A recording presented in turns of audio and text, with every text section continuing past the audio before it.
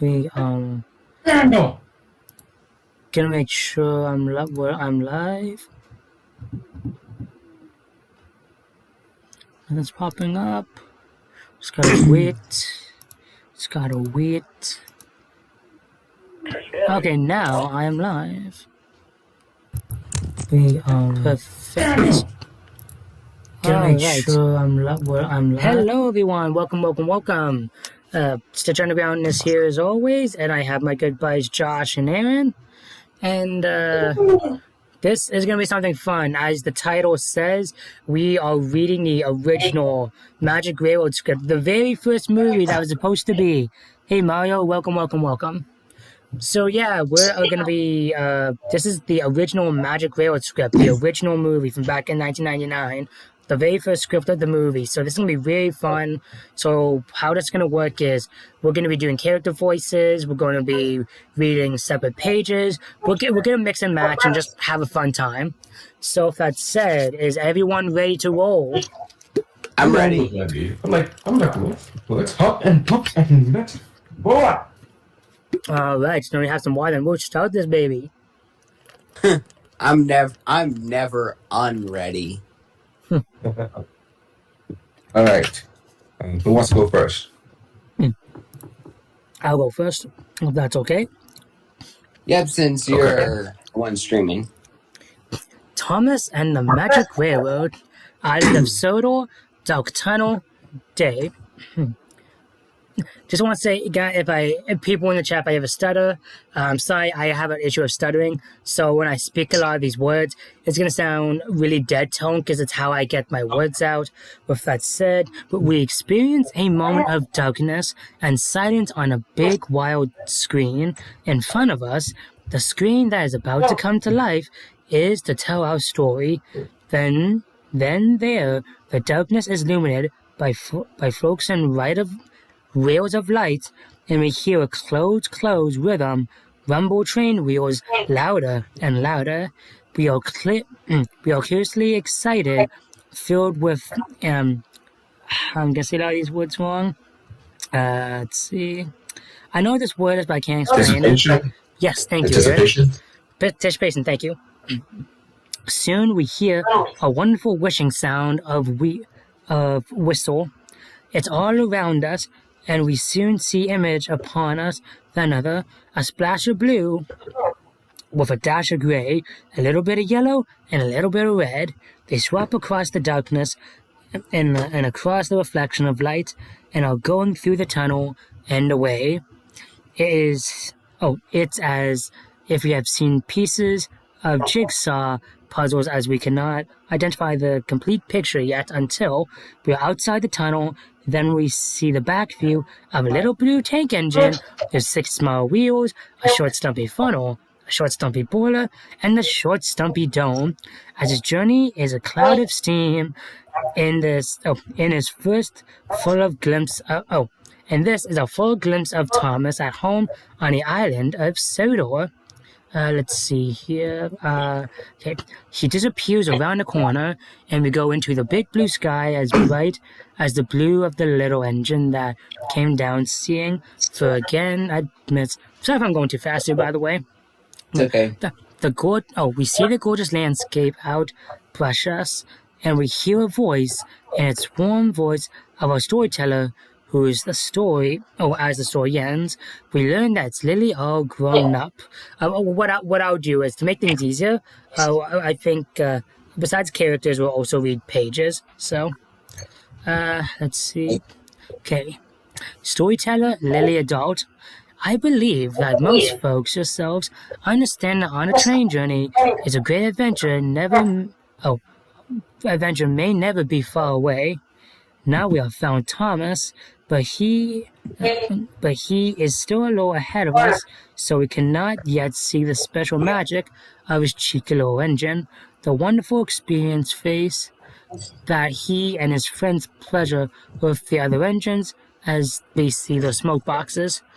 Okay, who wants to read the next page? I will. Okay, Aaron. Okay. Storyteller Lily adult.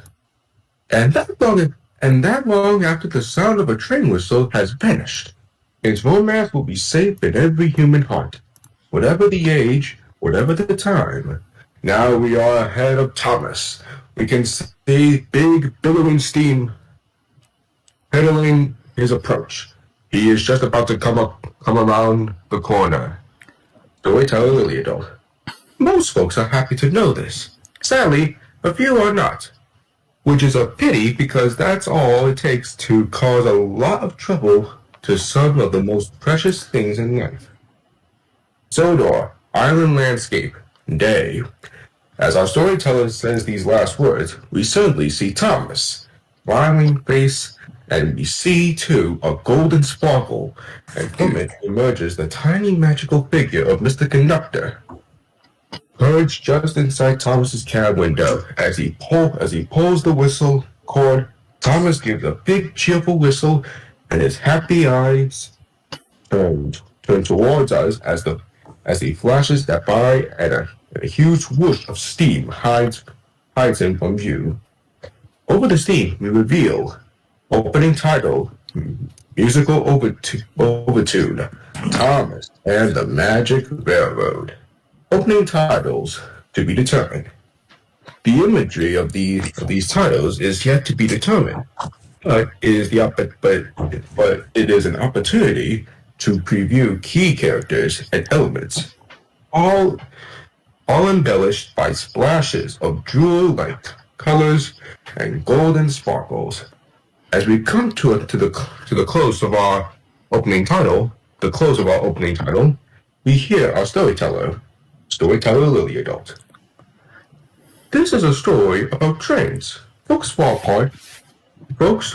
were far apart, and a railroad that brought them together, as they were meant to be, made back in on.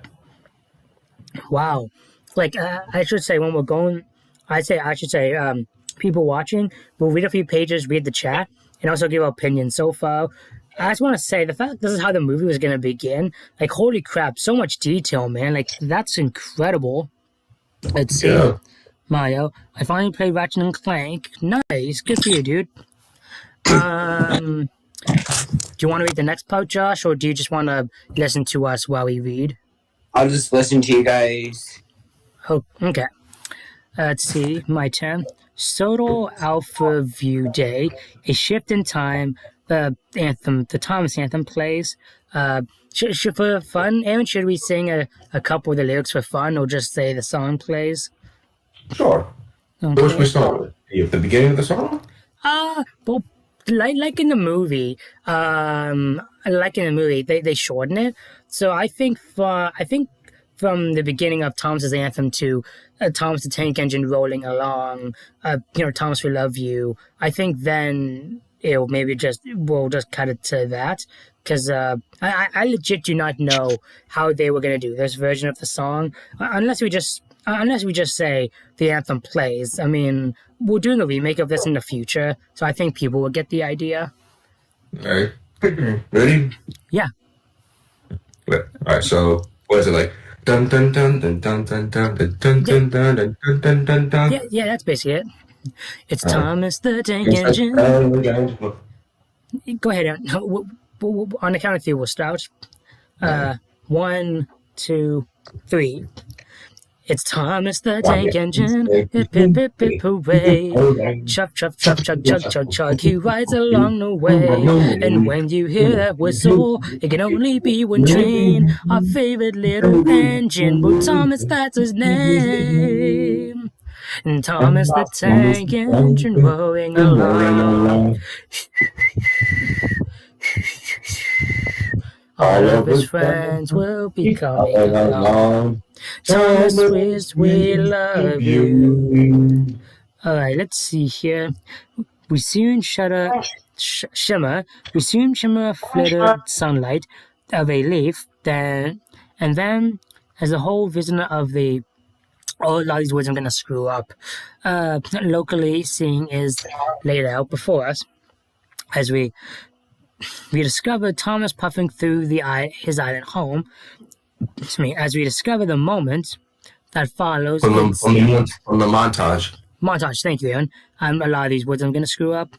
It's as a landscape, villages and valleys. Oh, we never saw that in the movie. All made of picture something. Picturesque. Thank you. Picturesque. Thank you. By brightly colored Assortments. Thank you. Assortment. Of puffing trains, blue, red, green, and brown. Gordon, James, Percy, Henry, and Toby, beyond everyone's idea of, dream color, holiday heaven. This is this island has a special secret. It is the land of talking trains. Introduction to Thomas and his friends and of Sodor is accompanied by the voice of the storyteller. Every story, like a railroad, has its heroes. Meet Thomas. He's our number one hero, and this is where he lives, the island of Sodor. There's no place like it. If you have the imagination I think you do, you're soon enough on about why. Oh, okay, so in the original cut, Thomas never said hello. Huh. That's interesting. If I just blow his whistle. Yeah, you're right. He doesn't blow his whistle either. Wow. Okay. That is really interesting. Music fades out. Close up to Gordon in the big station. Big booming voice. Big booming voice. Yeah, booming voice. And see, in addition to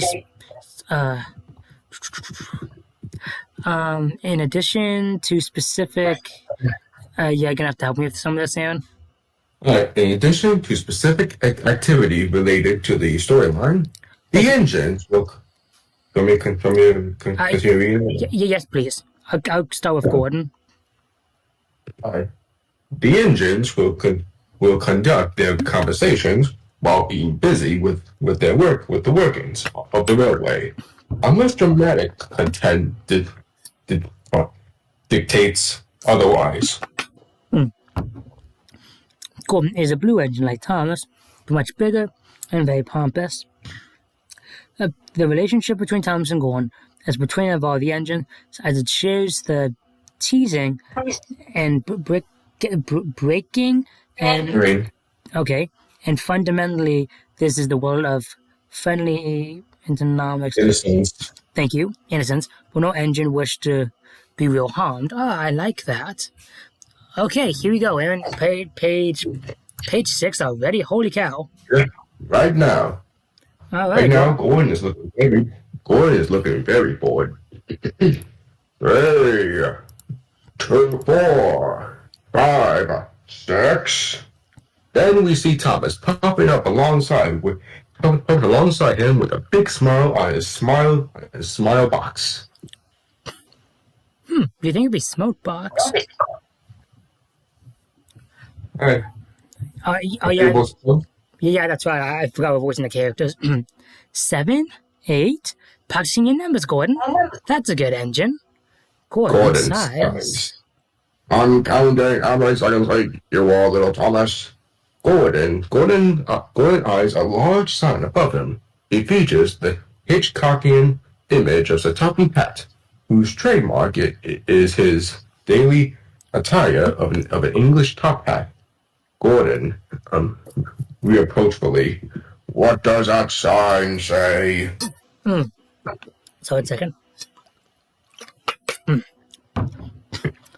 Reading it. Sodor Railway, really reliable and right on time. Sign, head of the railway, Sir Topham Hatt. You mean the Fat Controller? That's what we call him, but the sign doesn't. Oh, it also says, sorry for inconvenience during repairs. We are making this a better railway. By now, Thomas has shunted Gordon's coaches, and Gordon is backing down onto them. It is clear from the surroundings that repair work to the tracks and bumpers is underway. That explains so much in the original movie. Holy cow. Now, please excuse me, Gordon. I mean Mr. Conductor. He's going to look after us while Sir Tom Hatt is on his very boring short holiday. Thank you. Sorry, let me try again. Now, please excuse me, Gordon. I have to meet Mr. Conductor.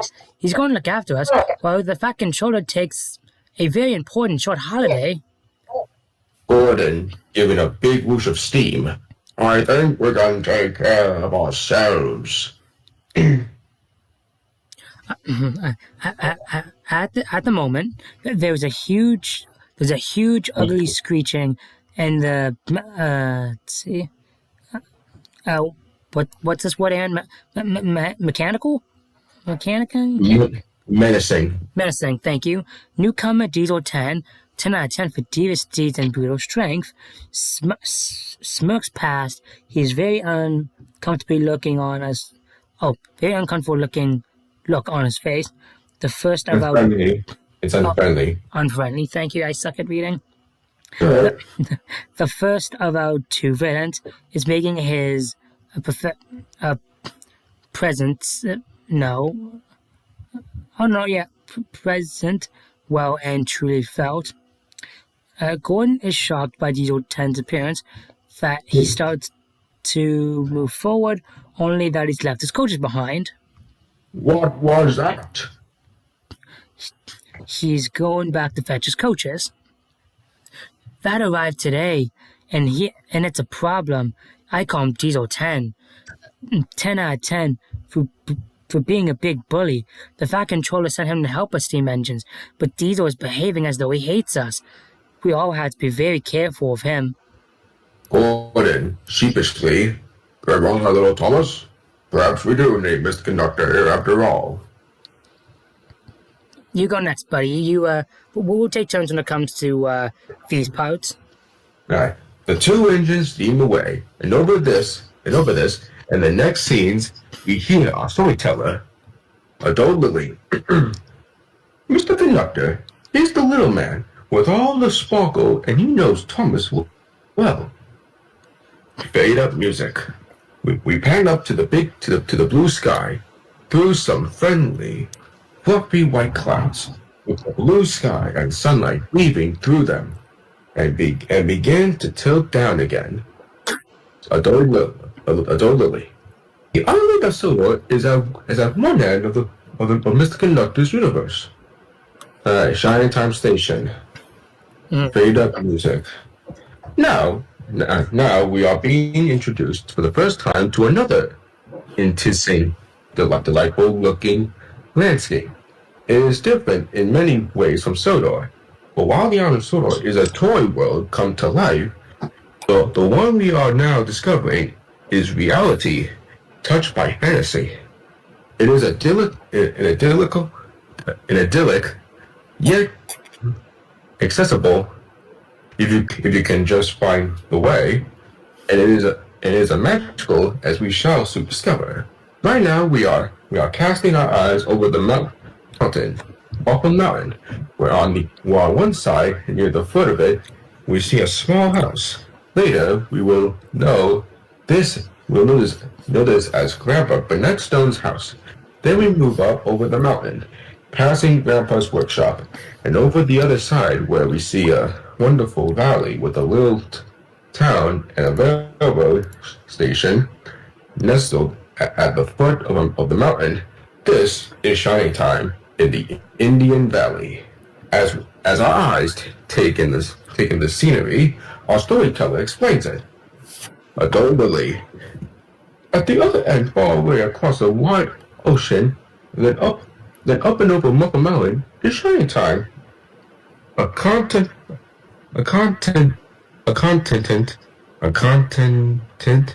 Yeah. Railroading town. Continent. That makes sense. Continent railroading town, hidden deep in the Indian Valley. You know that you've arrived as soon as you see the bouquet tree. It's beautiful with blooms that last from spring until the winter winds blow. Okay, so that's interesting. In the original, like the actual show, it was supposed to be called the Indian Valley Railroad, not just the town of Shining Time. Kind of wonder why they didn't add that in. Alright. Yeah. Indian Valley Day. The sunny Indian Valley. Yeah, the sunny Indian Valley and its little towns like Shining Time. Oh, okay, it still counts Shining Time as town. Never mind. Could have come straight out of Norman Rockwell. Oh, I have a Norman Rockwell pain. As we approach the crossroads close to crossroads close to the towns. Welcome inside. We can see familiar greetings each other, and cars slow down to let others take the way, as our storyteller explains. Storyteller Lily Adult. This is a kind and cozy. Oh, this is kindness and cozy. Oh, country here? I'm pronouncing that wrong. Let's see. It's a town of goodwill in a valley where you can take a breath of fresh air and feel free. Now we are moving across the meadow towards the station as the Rainbow Sun, I get it, pride of the line, steam engine, comes into view. There are, as far as we know, no talking trains in this valley. He said there's a big iron horse like the Rainbow Sun. Storyteller Lily Adult. I think you like Shine. No, I think you like it. Shine Time has its own magic, and this is the place where Mr. Conductor lives. Shine Time Station, platform day. The Rainbow Sun dawns into the platform as the station and is now leaving. A woman is waiting from the platform. Mr. Conductor sparks into the hanging basket and begins watering the plants. Okay. The woman turns around. Oh, the woman turns to leave without looking where she's going. The conductor realizes she's going to bump into the basket and lifts it out of the way. The woman is unaware that she's been saved by a big headache. Let's see. Storyteller Lily Adult. Miss Conductor likes to lend a helping hand, but he is a private kind of fellow. Some folks never see him. I'm saying this wrong. Miss Conductor likes to lend a helping hand, but he's a private kind of fellow. Some folks can never see him to say. Okay, some folks can never see him to say thank you. I see what you mean. Yeah. Okay, Aaron, your turn, buddy. All right. A big city, streets, lilies up day. Okay. It is a dark gray day. In the sky, we're following what seems to be sparkling railway tracks. Then we tilt down and realize they're actually reflections from the stream of street lights.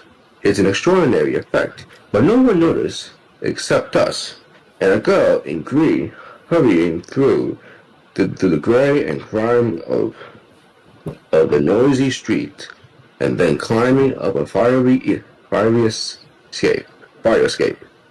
Her name is Lily. She is 10 to 11 years old. Oh. And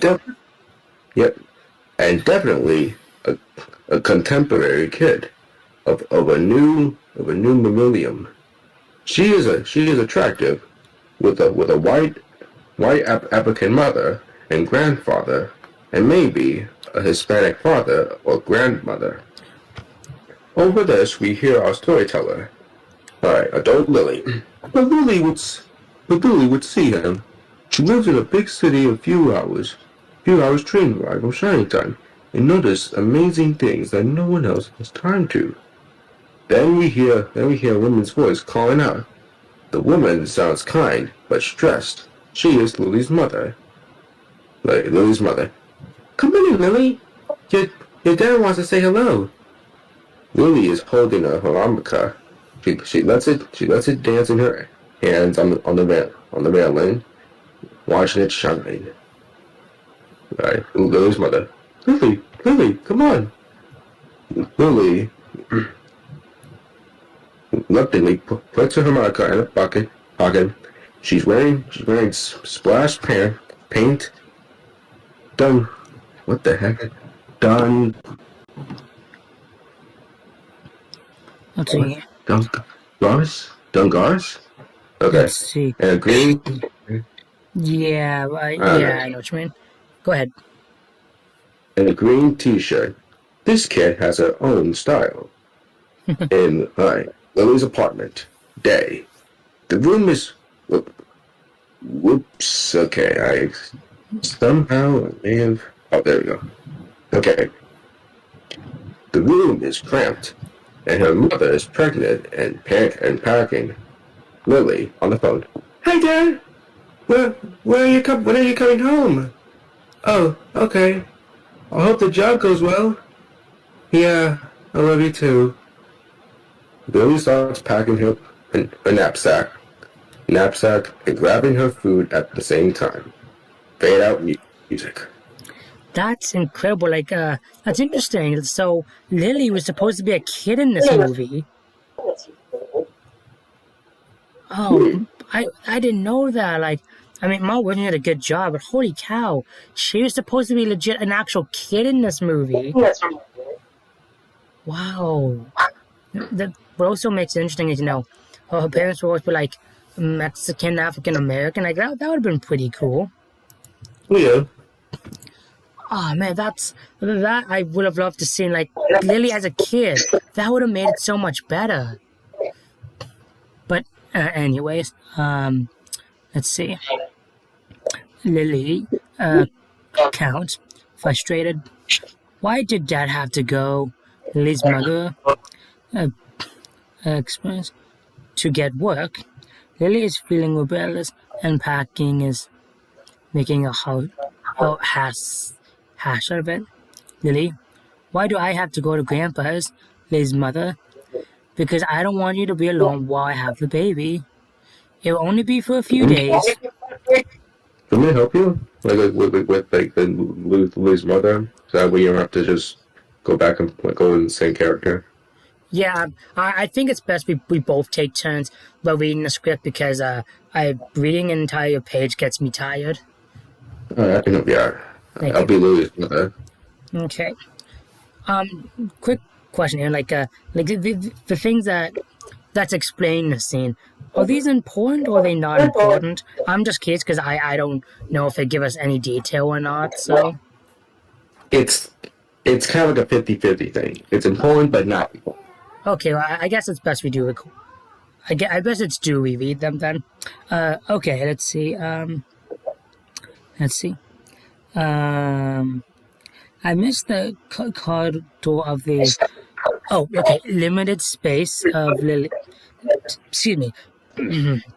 Lily notices an old-time photo, and she looks at it, and her attitude softens. It is a black and white photo of a school dance and a teenager boy and girl. Lily's grandpa and grandma are dancing. Another boy is looking on, Scully. Oh, dude, this was in the original script? I thought Vinny just came up with this. Let's see. Mood change. I like Grandpa in this photo. And Grandma. Lily's mother. Oh, yes. The school dance. Your grandpa, Burnett Stone, said your grandma Tasha's dress was as green as the apples on a summer's apple tree. Lily, still looking at the photo. But who's this other boy? Lily's mother. That's Boomer. He was really nasty, Grandpa said. Then later, just before your grandpa married Grandma, Boomer destroyed something very precious to your grandpa. I've never known what. And your grandma never said either. Oh, crap. This was before they got married. Holy cow, this detail makes things more interesting. Yeah. Man, why wasn't this the movie? Alright. Lily, Grandma's so sad since Grandma Tasha died and never comes here to see us. Lily's mother. Maybe your visit will cheer him up. Have you guys present? Lily rummages around and shows her mother a bunch of threads and beads. Lily, yes, I'm making him a friendship bracelet. but I'd rather just stay here with you. Her mother gives Lily a hug. Lily suddenly looks at the table and picks up her toy bluebird. She carefully puts it in her knapsack. Lily, Count. Oh, I can't forget about you, Bluebird. I know how much you like to travel. Alright. Lily's apartment. Day. We pull away from the fire escape outside Lily's apartment as we hear our storyteller. Alright, adult Lily. So now you've met Lily, Mr. Conductor, and Thomas. But whether they meet each other depends on our story. Shining Station. Road leading to Meadow. Day. Close up. A map drawn in beautiful colors, slightly faded and worn. We can see the word Shining Time, Indian Valley, and Muffle Mountain running across it. Song. The Whistling Song. This was supposed to be in the movie? Holy cow. I don't think it's the whistle song like from... Oh no, you're right, my bad. Then we see a little pair of ears and pull back to reveal the back of a rather scruffy but adorable dog's head. Oh. Let's see.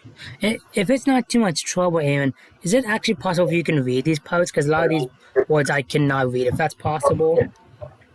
Sure, I can do it. Alright. If it's not too much trouble, buddy. That's alright. Okay. The dog is a middle-sized mongrel, slightly shaggy and shabby, with big, soulful eyes and a very friendly tail. This is Mutt, and he is important to this story. Now we see that Mutt is sitting at the top of a ladder with his front paws resting on the bottom of the map, keeping it in place. The lettering on the map is being replicated on the town sign, which reads Shining Time, town population of 5,006. Give or take. Patch, a 12/13-year-old Irish boy. Oh yeah, I forgot he was going to be Irish. Who will help bring this story to a happy ending. Is a whistling painter standing on another ladder. He finishes with a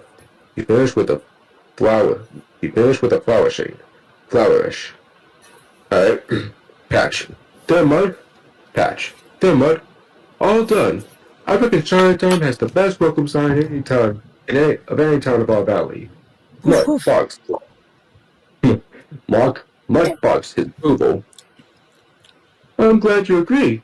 Lily's old map certainly came in useful. Mutt continues to bark and would clearly love to leave his post. Oh, Patch. Oh, he's on his way back now, is he? You hear that train whistle sooner than it hears itself. Shining Time Valley, Day. Then we hear it too, and see the magnificent rainbow sun speeding and steaming through the morning light. Unlike the engine of the Sodor, this iron horse doesn't have a face, nor is it painted in primary colors. Its splendor is steely gray. Its driver is clearly enjoying the ride and the countryside. Billy Two Feathers stands straight and tall at the throttle. Billy is a Native American in his late 40s whose family have lived in this valley for generations. Billy is an honest, hard-working man of direct and carefully chosen words. And instinctive. We gotta be carefully. Instinctive understanding of all things spiritual and beyond sight. All of this paranormal view we hear. Wow. Okay. I can do this part. Storyteller adult Lily.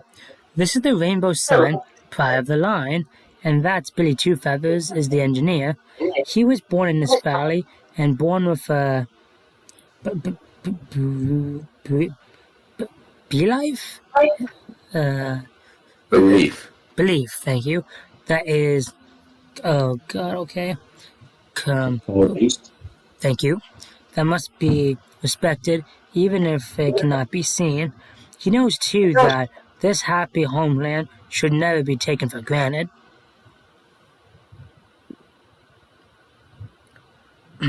Go ahead, Aaron. Isn't it your turn?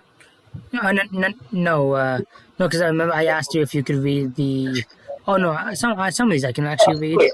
Okay, as the Rainbow Sun approaches Shinetime Station, we follow Betty Two Feathers' point of view and suddenly notice in the far distance coming over the hill in the road that leads down to the station, a man who's clearly out of place in the sunny town.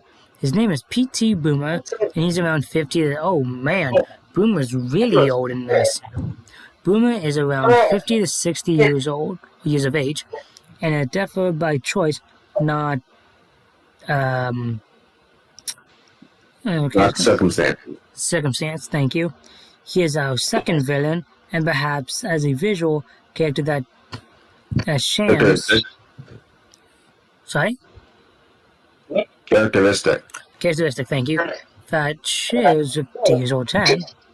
A Shinetime Station, a road leading to Meadow Day.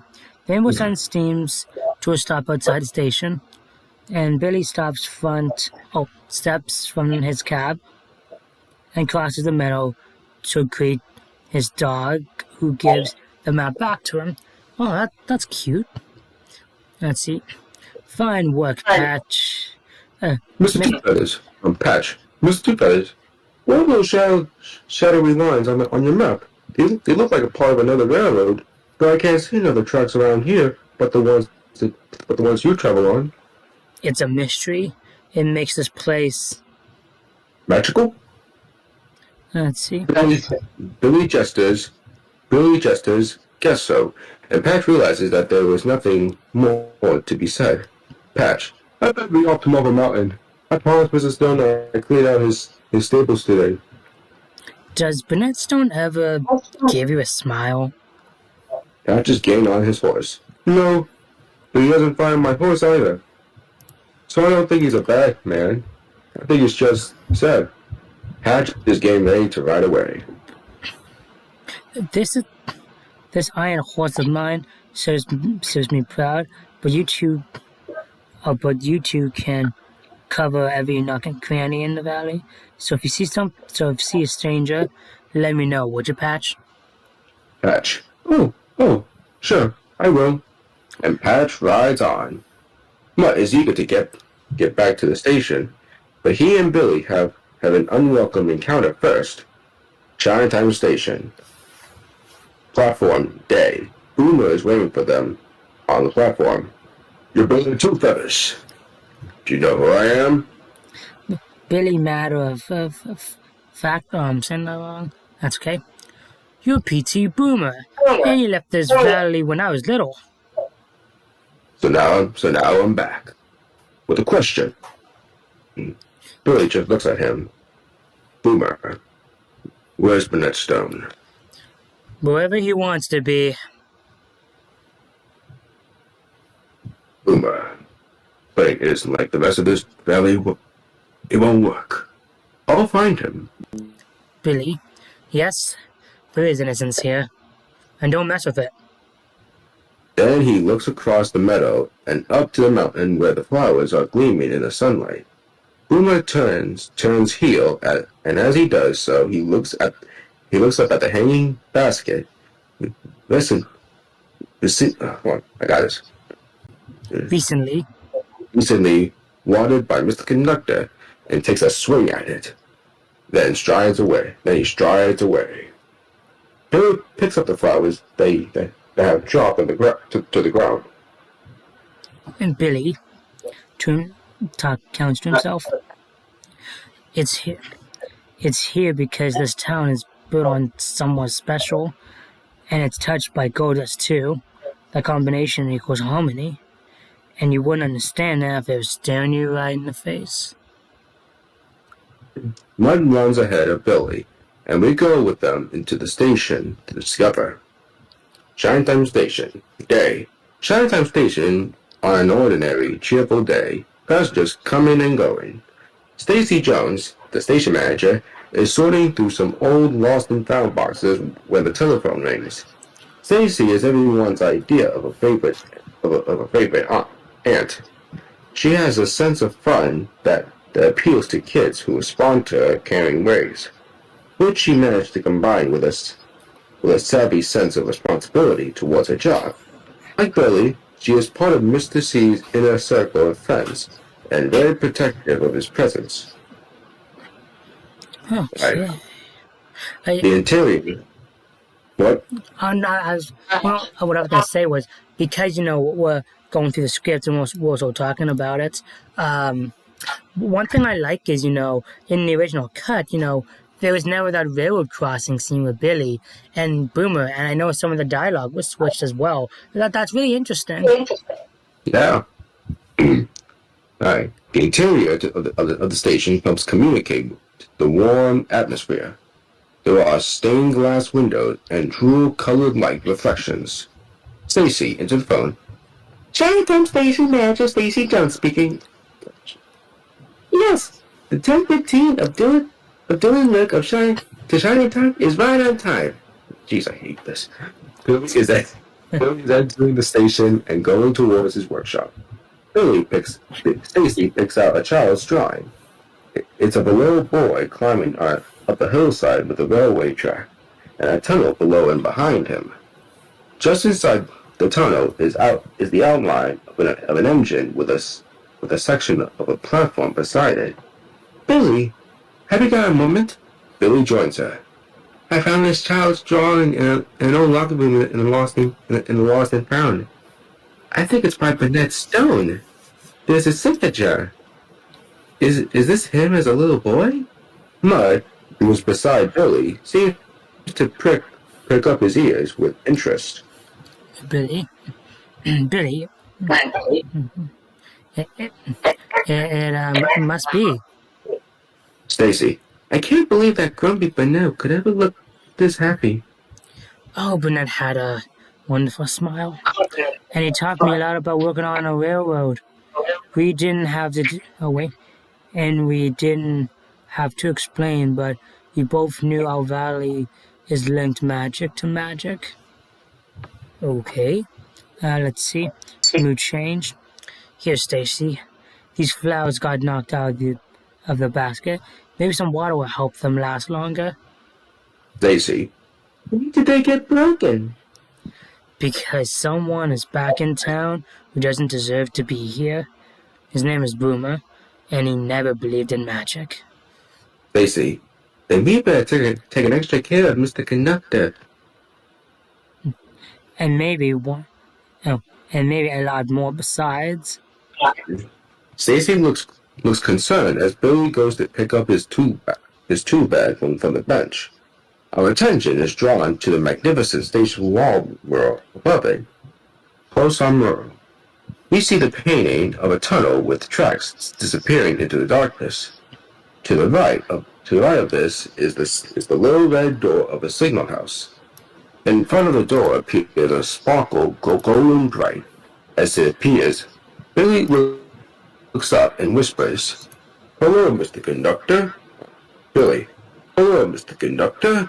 Out of the sparkle appears a 40-ish man wearing a smart blue conductor's uniform, complete with a peaked hat and brass badge. He just happens to be 18 inches tall and lives in a painting on the wall. Give me a second. Hello, Billy. Like anyone leaving their home, this conductor does ordinary things.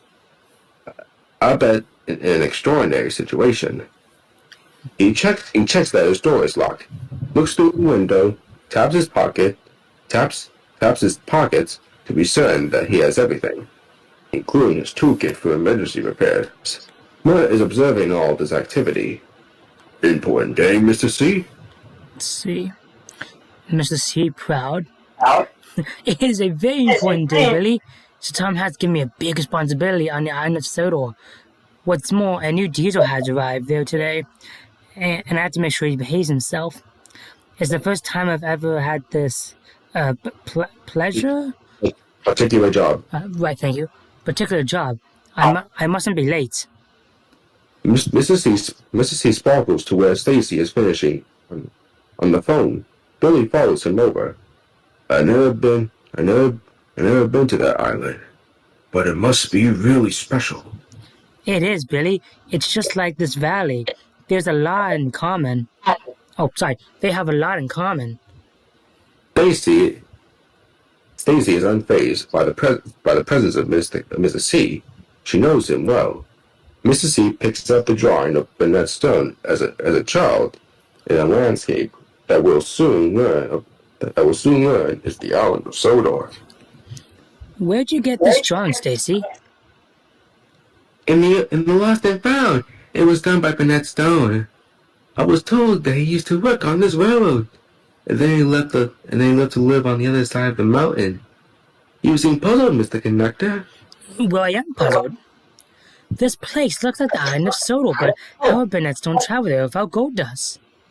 Mr. C's voice gets quieter as his attention goes to the faint outline of the engine in the drawing. Anyway, I must leave now. Right now? Mrs. C is a little irritated by her reaction. Yes, Stacy. I have to make sure everything. Oh, sorry. I keep thinking the theatrical cut. Yes, Stacy. I have to help keep everything safe inside the island of Sodor. What's the matter? Stacy knows the conversation about Boomer. Oh, nothing, Mrs. C. It's probably best that you go. Billy, don't worry, Mrs. C. There's nothing here we can't handle. Mrs. C eyes Billy and Stacy with affectionate suspicion, and we leave him as we go with Billy. Chinatown Station, platform day. The rainbow sun is about to leave the station. Mutt is sitting at the end of the platform, ready to say goodbye to Billy. Suddenly, Billy and we notice that Mutt's attention has been drawn to the mountain that protects the valley. Whatever he can see is making him hold on, I got this. Paranoid? No, not paranoid. Apprehensive. Right. He starts to bark. Like ourselves, Billy can see nothing but the mountain, yet he knows his dog, Billy. So what can you do? So what can you see about that mountain that no one else can? And it could be another reason that Boomer is back here. He often sense trouble before the rest of us. I just wish you could tell me more about it. With that, Billy gives a blast on the whistle. The train starts to leave. With Mutt returns inside, and Mutt returns inside. Chinatown Day. Nothing new yet. Yeah, my eye looked.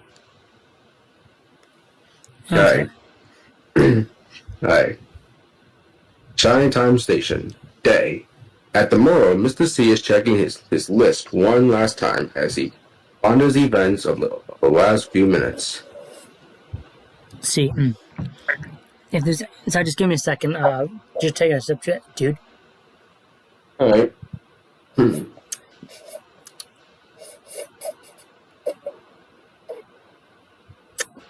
I hope you're not reading too much, buddy. No, that's fine. I just want to make sure because my reading sucks. I'm sorry. Hey, it's fun. And besides, it's a script. It's not like it's a schoolbook or anything. You're right. It's something we actually enjoy.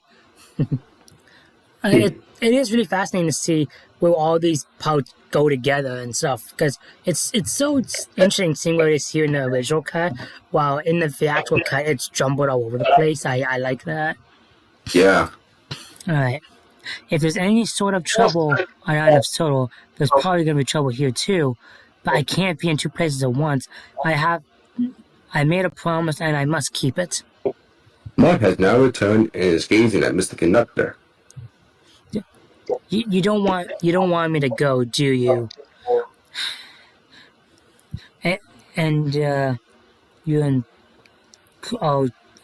Instincts. Instincts, right? And your instincts are usually right. Mutt is whining quietly. Matt, you and I will just have to find a way to help here. No, yeah. Matt, you and I will just have to find a way to help here, too. I'll be back as soon as I can. Mutt's back view looks particularly vulnerable as Mr. Conductor checks his watch. I'm gonna be late. I'm sure I've forgotten something, but I haven't had time to remember what that is. Now I can't take this. What? Now I must contain this. Concentrate, right. Okay, now I must concentrate. This journey will take a lot of sparkle. Mr. C blows his whistle. Mutt's ears descend in even more alarm. And Mr. C sparkles out. Lily's apartment. Fire escape. Lily is sitting at the top of the fire escape, finishing off making the friendship bracelet for her grandpa. Lily adult.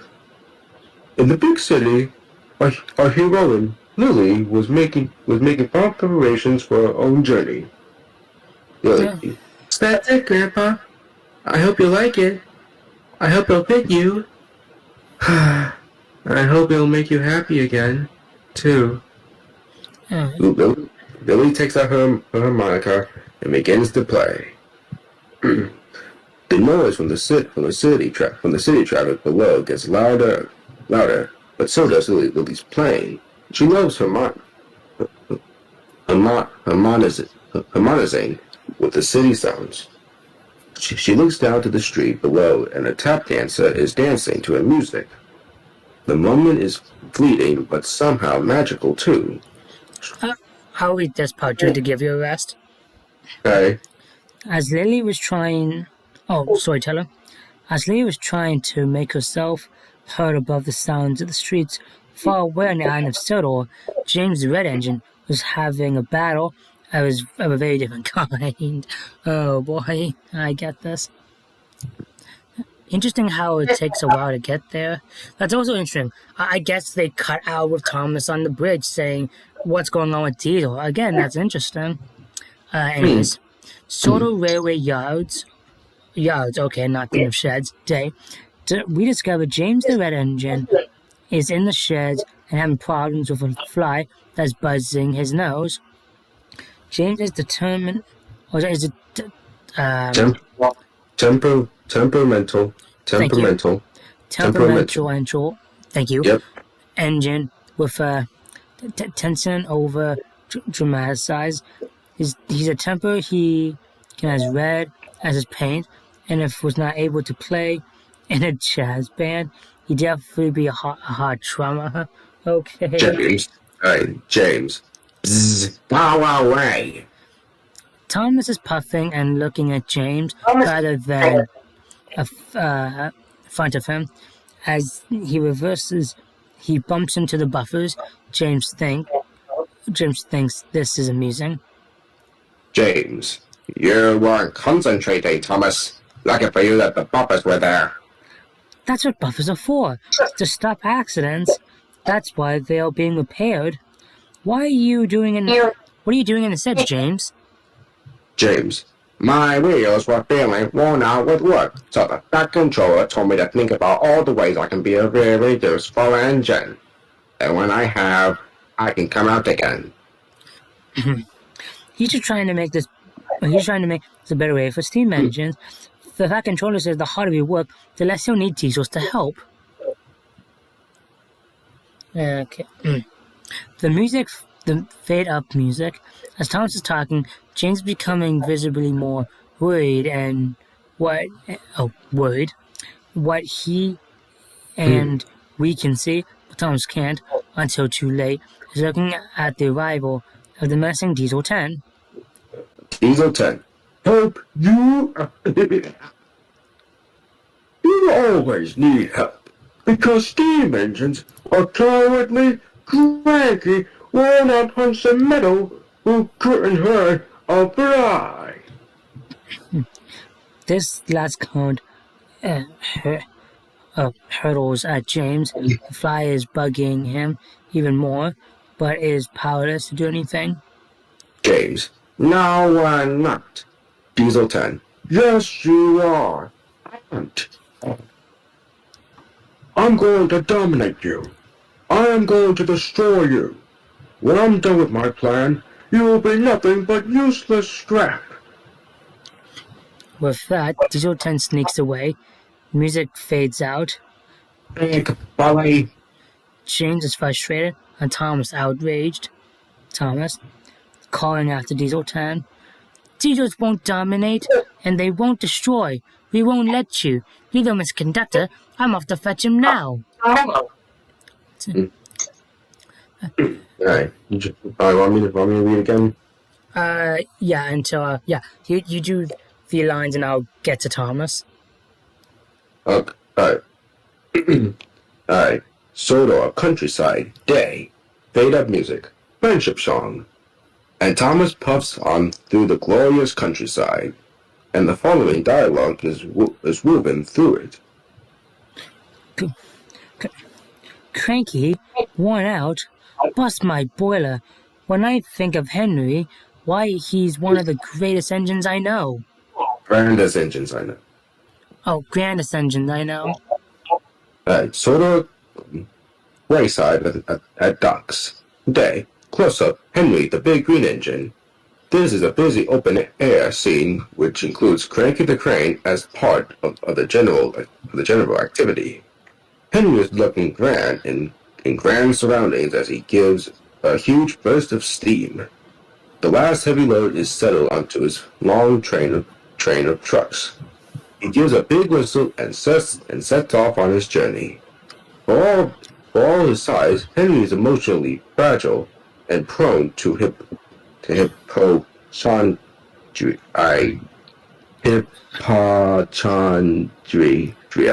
I don't know what that says, but we'll just pretend we do. Yeah. Alright. Sodor. Railway line. Day. Close up. Thomas. Thomas is puffing along the line. Cowardly? Why, Toby may be old, but he's one of the bravest engines I know. Sodor. Rickety bridge. Day. Also, Toby the tramp engine. Toby is easing his way across the rickety bridge. There was a raging river beneath him, but Toby is determined to carry on and reach the other side, which he does after a couple of shaky moments, triumphantly. This is typical of Toby's character. Sodor countryside day. Close up, Thomas. And for my friend Percy, well, he may be little, but he's big and brave too. Oh, bravely too. Fade out music. Sodor scrapyard smelting furnace. Day. Close up, the roaring flames. And Percy, who is joined by Toby. Percy, the little spunky green engine, is hot in the face, but determined as he collects stones in the scrapyard. Okay, Percy. I'm glad you keep me company, Toby. The noise in the scrapyard is quiet. Quite. Quite. Scared, Toby. Scary. I agree. But the sooner we get this work done, the sooner our railway will be better than ever for steam engines. The hoods, diesels, splatter and dodge are unknown to Percy and Toby, sneaking around in the back of the flames. As we will soon discover, splatter and dodge attract this disaster with the engine equivalent of a series of prideful mishaps. Right now, however, they are fully occupied listening to Percy and Toby. But did you know that the Fat Controller is taking a short holiday? I mean, why now of all times? Splatter and Dodge each has a stupid grin on his face. Let's go and tell Boss the news. What'd you say? Oh, no. That's the line from Splatter and Dodge. Let's go and tell Boss the news. Okay. Alright, Sodor, little signal fox, day. We are at the little signal box down the line, with Thomas approaching from the far distance, just when he is close enough for us to see Sparkles in onto the balcony. Thomas whistles and Mrs. C turns, waves, and sparkles into Thomas's cab. Okay. Mr. C, looking at the cab. Hello, Thomas. I have to see so Tom had to give my orders right away. Please hurry. Rumbling his arms and legs. The ride from Shine Time is getting bumpier and bumpier. As Thomas gathers speed, he is showing great pride on his face. Eyes left, then right. But he is concerned. Then he and Mr. C spot trouble. I'm happy, Thomas. I'm happy you're here, Mr. Conductor. See. A big boy diesel has arrived. He is behaving very badly, and the Fat Controller won't like that at all. Fade out music. Sodor railway sightings. Day. There in some sightings are Splatter and Dodge in a huddle with Diesel 10. Above them looms a huge boulder, its face carved in the image of Diesel 10, with one distinct difference. The carving is Adonis-like, with a distinguishing grin on its face. Diesel 10. So, Farhat's going away, you see? Good work, Splash. Oh yeah, it's supposed to be Splodge. It's Splatter and Dodge.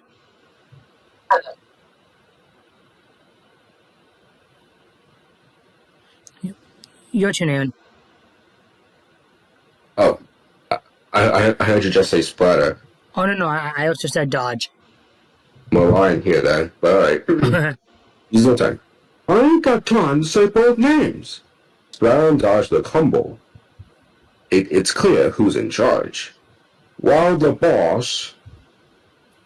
Isn't that you? The other one, Bat, is away. The cats, that's us, will play. Splatter and Dodge are looking very confused.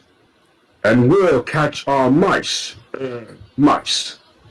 By now, Splatter's and Dodge's eyes are spinning round in confusion. Let me explain. Splatter and Dodge look relieved. Oh, please do, boss. We're going to make life a misery for those steaming heaps of trash on wheels. This island doesn't need them. It needs us. More of us. There's no use for steam engines these days. They're history. Oh, just a minute. Let's go and tell boss the news. Hey, Astron. Welcome. Yes. Okay, let's see. There's a little teeny problem, boss. What's that? Splatter and Dodge have spotted Thomas and Mr. Conductor and Mr. C, who are puffing by. Him. How did Twinkle Toes get here? We don't know, but he's taking care of everything while Fat Hat is gone. Who won't be taking care of everything? I will. Twinkle Toes and that blue puffball won't be smiling long. At that moment, Diesel 10 reveals his sinister attribute. A concealed claw which now glides out from a hidden door and moves up over the top of his head. His exit turns into an undignified joke as he accidentally bangs himself on his forehead. What? I don't think he meant to do that. This is the understatement of the year. Alright, Sodor railway sightings. Thomas and Mr. C have seen all, heard nothing, but can guess. I couldn't hear what he was saying, but I can guess. Don't worry, Thomas. I'll keep Diesel in order, and I'll just pop in and out my sparkle wherever he goes. Mr. C noticed the boulder. Thomas notices, and that he's seen it. Thomas. Diesel carved that boulder with his huge mechanical claw, Mr. Conductor. He thinks that he is the greatest engine ever to come to this island. So I can see. Sodor, Sir Topham Hatt's office. Day. We established the outside of Sir Topham Hatt's office. Inside Sir Topham Hatt's office. Day. Close up, clock ticking on wall. This is a serious clock on a stone wall. Tilt down from the clock to a serious desk. Mrs. C, upright and serious too, is reading a letter nearly as big as himself. It is from Sir Topham Hatt. Where were you? My wife said we couldn't miss out on a holiday. We'll telephone to make sure you have arrived. And we something. Receive this. Right, receive this. Signed, Sir Topham Hatt. Bang down cue. The phone rings. The telephone is as tall as Mrs. C and very heavy. It's Sir Topham Hatt, or the factory controller, on the line. I'm struggling into the phone. Oh, good afternoon, sir. A real honor, sir. Like my family before me. Keep an eye on the detail, definitely. Speak to James, certainly. Yes, sir. The 3 R's, reader, writing, and reader, writing, and I never knew how to say that last one. Arithmetic. Thank you. Arithmetic, my bad. Yeah. What? Right. Living in mind, arithmetic. Yeah, there we go. Thank you. Then Mr. C. Then Mr. C. Do you want to? Yeah, I'll do this one for you, buddy. And then Mr. C realizes what he just said. Embarrassed. I mean, I will be responsible, reliable, and really useful. Goodbye, sir. Mrs. C puts back the phone in relief. One blow on my whistle should have lasted me. One blow on my whistle should have lasted me for lots of sparkle. Now where? You skipped the line. Oh, I did? I better go talk to the engines right away. Oh, I did not see that. I better go talk to the engines right away. He tries sparkling out, but fails. Okay. Well, one blow on my whistle should last me. No, I'm saying this one. One blow on my whistle should lasted me for lots of sparkle. Now where is my energy supply? Mr. Conductor taps around in his pocket. Oh no, that's what I forgot. I left my emergency supply of gold dust at shining time. I must not panic. Maybe I'm just losing my touch. I'll try again. He tries a second time and succeeds. Mrs. C gives a sigh of relief as he sparkles out. Why wasn't this in the actual movie? That's so cool. Sodor rail yard. Day. The aggrieved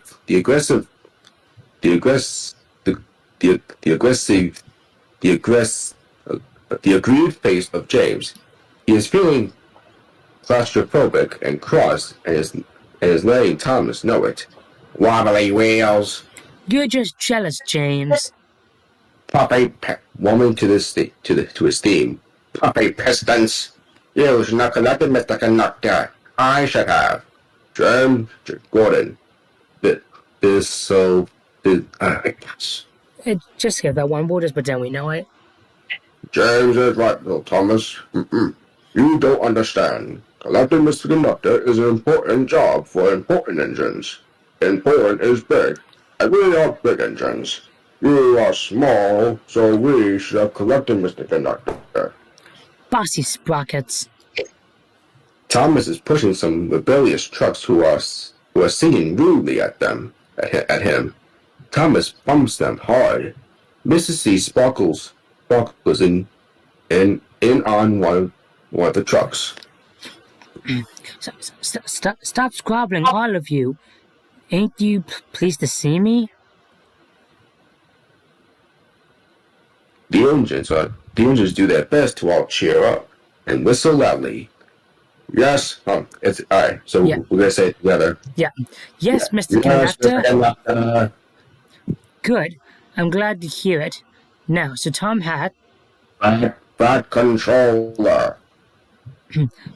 but but continuing whatever any of us like to call him, expect this railroad Railway, Mr. Conductor. to finish to run like clockwork. More. Bumping trucks is not being really useful, Thomas. The trucks were being No, you go do it, but it's okay. silly. You can't say that, Mr. Conductor. Did you Can't. wait? Did you say silence? Oh, I didn't say it. Sorry. Silence. You can say that, Mr. Conductor. You can't say that word. You can't say the word silence. Only the Fat Controller is allowed to say that. Then cut it out and get back to work. And James, you can go now. All the engines get moving. Thomas puffs by Mr. Conductor and whispers, "As well as using your sparkle to go where Diesel goes, you can use it to get out of his way if he tries to hurt you." I certainly hope so, Thomas. Thomas is taking his trucks. They're full of broken slate and gray stones. He's still huffy and puffy. Sprout and Dodge are watching Thomas. Little engines can do big things, especially when they have smart blue paint like me. Diesel moves up alongside Sprout and Dodge. He is noticing that the helicopter is hovering high up in the sky and heading over to the dust bowl of the quarry yard. That blue puffball is going to the quarry. Quarries are very dusty. Make him look stupid, Splodge. Now. Sprout and Dodge catch up with Thomas. Oh man, I don't know that was in the original movie. Wow. Alright. Oh, Mindblocks is here. Hey, I'm sorry I'm late again. That's okay, Mindblocks. That happens, dude. I should ask Aaron, are you getting tired, or...? Oh no, I'm still enjoying this. Okay, well, should we just keep going until we can't do it anymore? Because Mindblocks just got here, and I want to make sure he enjoys this. Yeah, we can keep going. Okay. Well, we might take a break here now, guys, just so we can let our voices rest. Plus, we gotta use washroom, eat, and drink, because legit, I've had a cup of water and a cup of hot chocolate, and we're only on 32 pages in, and my throat's starting to get dry. So, anyways. Let's see. Also, long story short, Mindblocks, if you're saying anything, go ahead. We won't be responding all the time, but we will sometimes. We're gonna be going through every few pages, then talking to you guys. That said, Splatter and Dodge. Oh, okay. Thomas, your painting is going all gray. These big engines will think you look daft. Why not have a good wash down, and then they'll never know. Thomas looks left, then right. Eyes go around, thinking, yes. Splatter and Dodge counter each other. Oh, just watch what happens with Harold the Flopper Trapper flies past by. They start laughing. Oh, let's start laughing now. And they do, in a really silly way. Thomas passes fast forward. Zoom, zoom, over to the water tower. Water everywhere. Nice shiny blue in the middle of the dust blow of a yard. Enter Harold overhead. Propellers whirling. Huge dust storm results. Outcome: Thomas smothered. Sprout and Dodge are delighted, but not for long. First pratfall coming up. They get smoother too. Did you mean to do that? No, oh, neither did I. Sodor railway sheds. Nighttime at the sheds. Big harvest moon above them. Suddenly, we see Diesel 10 sliding up towards them. The sheds are subject to repairs too. A piece of tarpaulin tarpaulin, I'm saying right, Yeah. is swinging loose from a ladder at one end. Whoa. Next, we see the spooky claw-like piece of equipment extending out from Diesel 10. It's heading for the tarpaulin. Tarpaulin. Oh, jeez. Now I know what you mean, buddy. Alright, let's just see what my box has to say something. Can't believe I missed some good stuff because I didn't read the original script. Yeah, it's insane, but we're just at the beginning, so there's tons of stuff to go through. Plus, you can just go back and rewatch this later, buddy. Okay, that said, continue, buddy. I'll speak when we get to Percy. Well, you're gonna be Mr. Conductor, right? Oh yeah, you're right. So never mind. Yeah, sorry. I can do Percy. Okay, yeah. I'll read this part, then you get personality, Mr. C, because there's a little bit of text here. Inside the sheds, the engines are all lined up, eyes to look right. We come to see Thomas at the end of the shed. He's still looking and feeling really stupid. Percy's trying to cheer him up. The engines are teasing him. Never mind, Thomas. Harold didn't want to make you dusty on purpose. That was Diesel's idea. Anyway, we'll see your lovely blue paint again tomorrow. Shh. Mr. Conductor reveals cleared up beside Thomas in a little home clock swag between two lamps on the wall.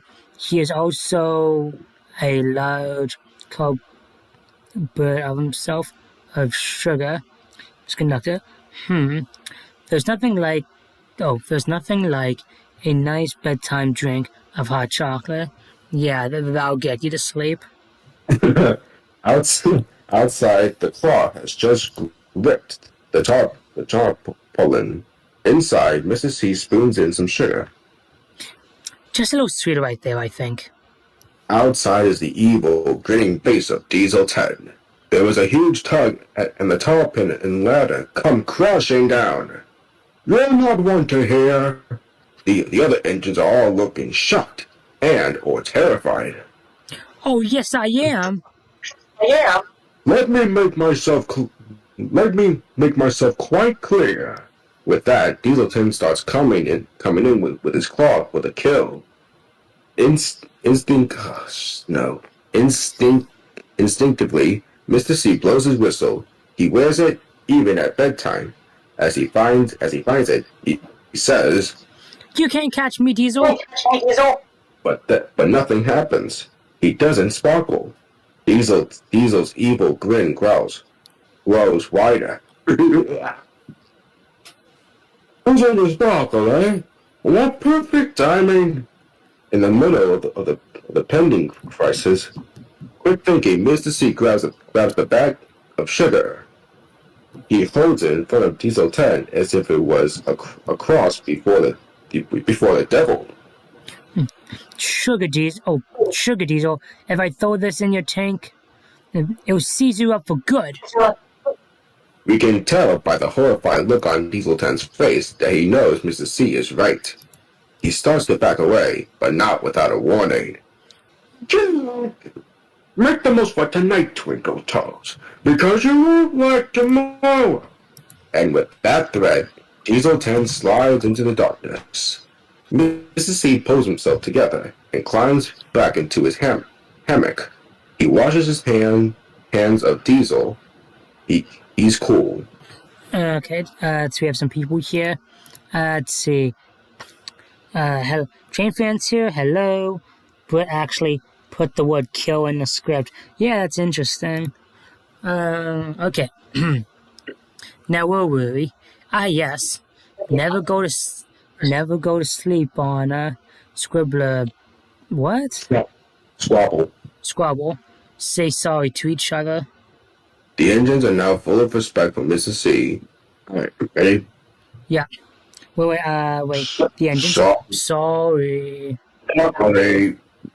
The word "sorry" goes down the line, and each engine then closes both eyes. Thomas, sorry, Mr. Conductor. But what happened to your sparkle?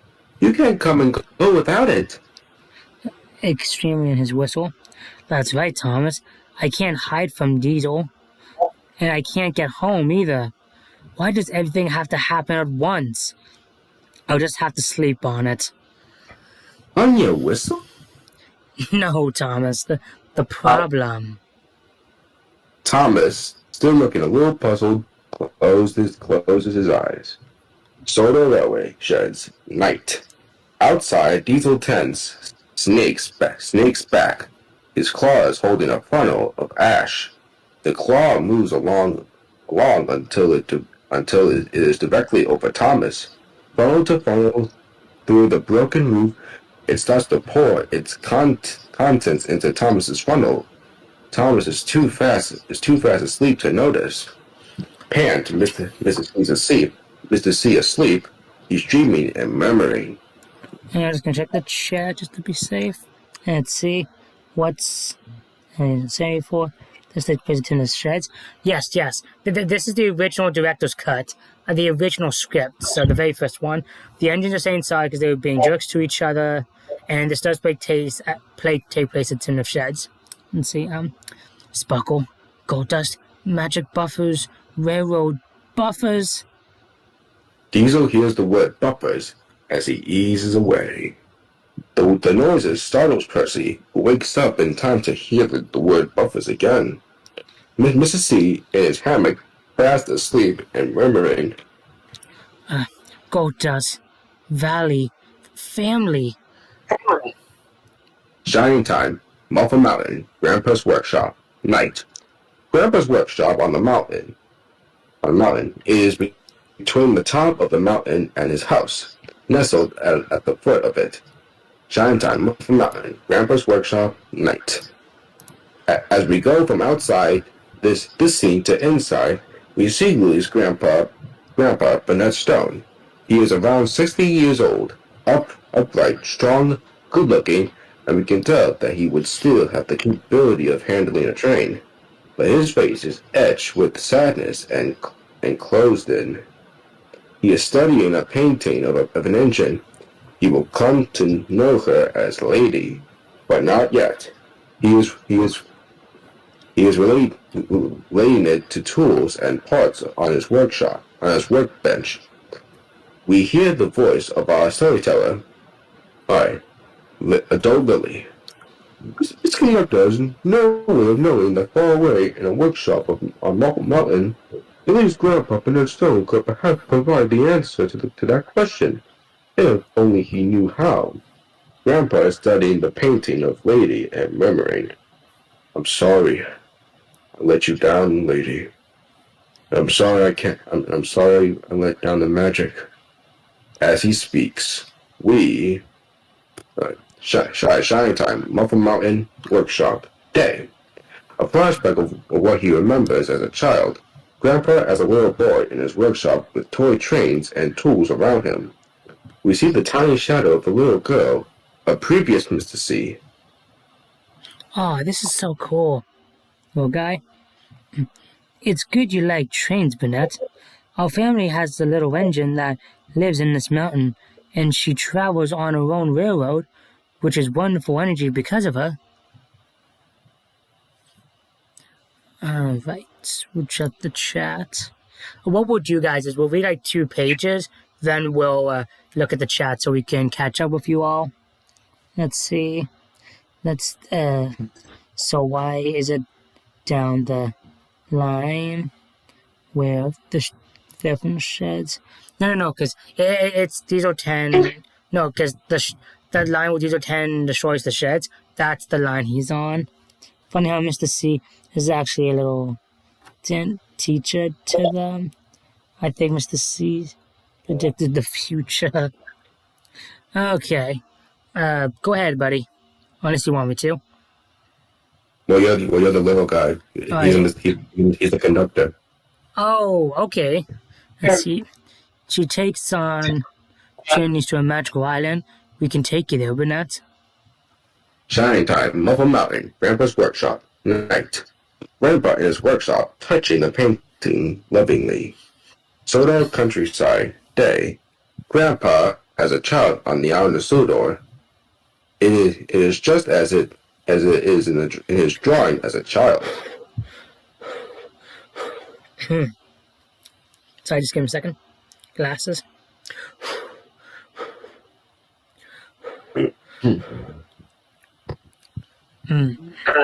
See, now that we have shown you the island of talking trains, I have to leave you.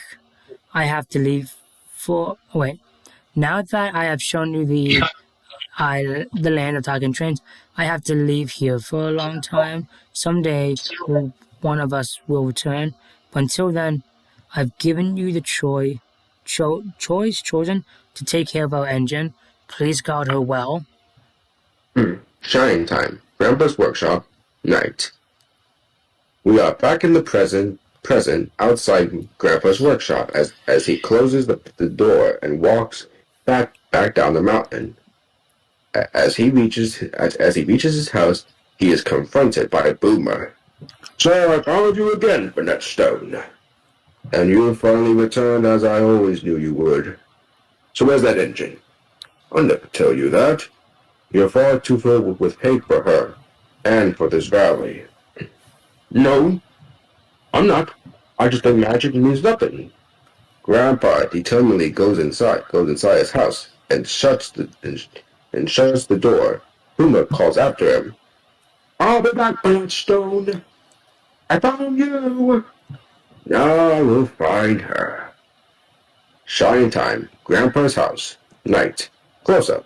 Grandpa looking out the window and out to the landscape beyond. He knows Boomer is bad for this special place. Sodor. Valley sheds. Night. Mr. C, in his little hammock, continues to dream. Shining time. Muffin Mountain. Dream. Night. Dream image of the figure of a previous Mr. C sparkling and dispositing gold dust on a bush on the mountain, along a trail from the mountain and through the meadow, and beautiful flowers are growing at every place. Thereafter, this is accompanied by our present Mr. C voiceover. The fairy told me, as long as there's a river, there'll be energy. As long as there's gold dust, there'll be harmony. The family told me we have to make sure that our railroad is safe. We have to make sure that our gold dust will last forever. You will never have to worry. We see Muffin Mountain and the trail to the meadow at shining time. But now there are no flowers, and the place is like a ghost town. The only person who seems to be there is Stacy, and she calls out. Oh, jeez. Here we go. If it's too hard for your voice, buddy, I can do it for you. No, I can do it. It's just so cringeworthy. Mr. C! Mr. C! Why aren't you here? Why couldn't you travel anymore to the island of Sodor? Go back home to us. The magic is all gone. Sodor railway sheds. Night. Mr. Conductor wakes up, very shocked. What? Sorry, I'm stuttering. What's going on with our railroad and why? My universe is in danger. I gotta find more gold dust. And Mutt, you've gotta find someone who can help us too. Fade up music. Big city, train station. Day. Fade up music. Girl in green. To be announced. It's daytime in a thick sea of moving knees and legs. Suddenly, we see a glimpse of green amongst the gray and grit, rushing people and tumbling feet. And there, in the middle of it all, is Lily. And there is Mutt, in a hurry, and on a mission. He is maneuvering his way amongst the crowd. Storyteller, Lily, adult. Mo was doing his best, as only he knows how. He just took off from Shining Time, and by morning he was here in the big city. He needed to find Lily. He sensed the threat to Mr. Conductor's universe, and that somehow she could help resolve it. She was going to her grandpa's house at Muckle Mountain. Mom wanted her to get to the wrong train for the right reason. She had to come to Shinatown first. That's what his instinct told him. Lily has a knapsack on her back. The birds tucked in the top of it. Everyone is jostling. The inside of the station is filled with the sound of announcements. Station announcer. The train from Muffle Mountain will depart from track 3. Last stop, Muffle Mountain. Lily is dashing everywhere, looking for track 3. Then Mutt appears right in front of her. He's picked the time. It's now. I don't suppose you know what track 3 is, do you? Follow me, he seems to be urging. His tail is wagging and he turns, getting it across to her. I know where I'm going.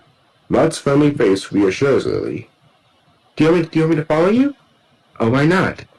And she decides to trust her instincts and follow Mutt.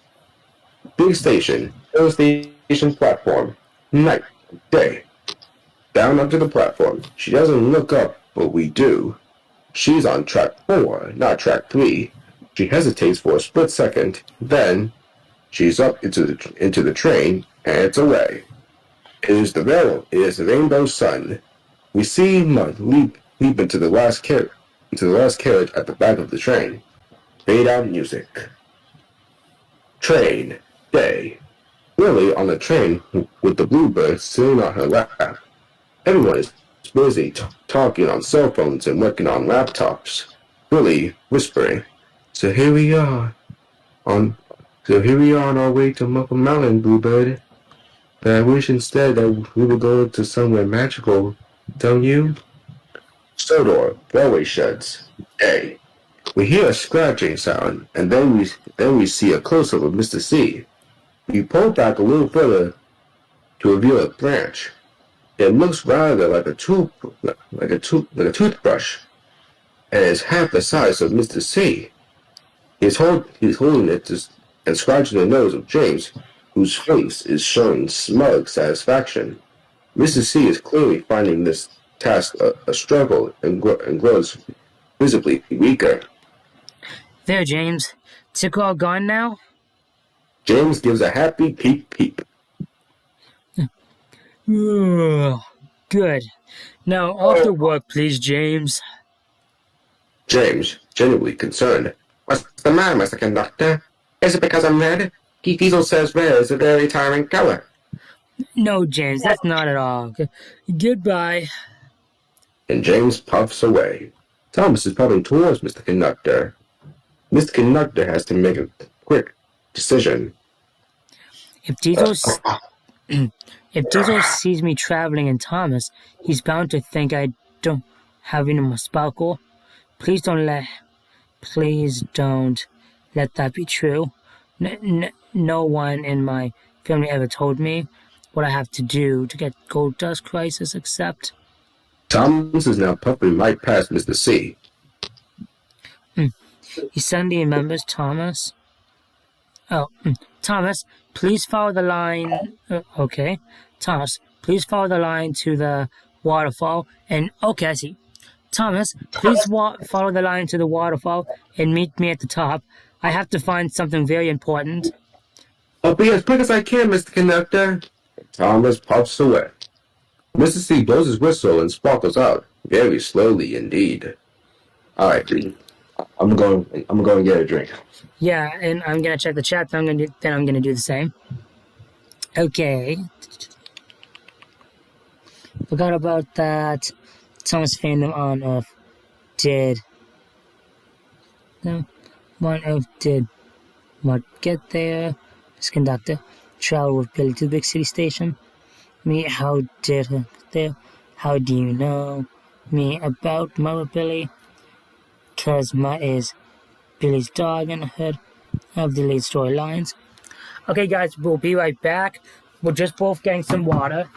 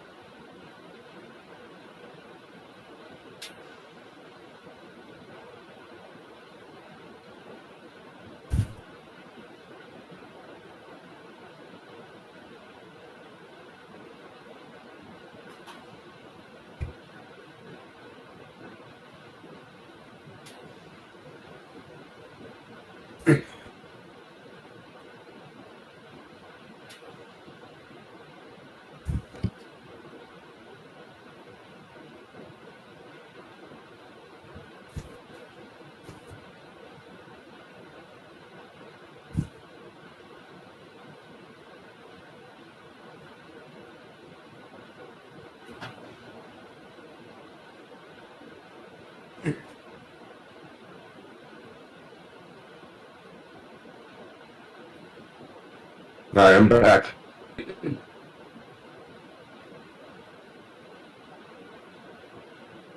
There, dude.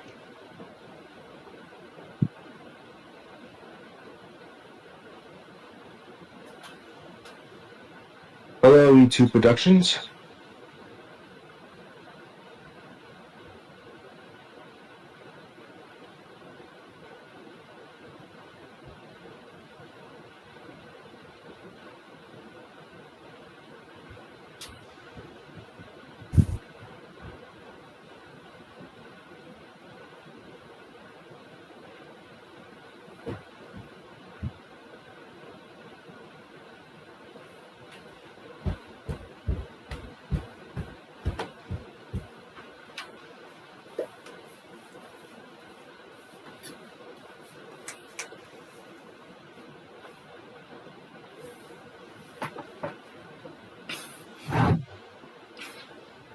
Just give me a second, everyone.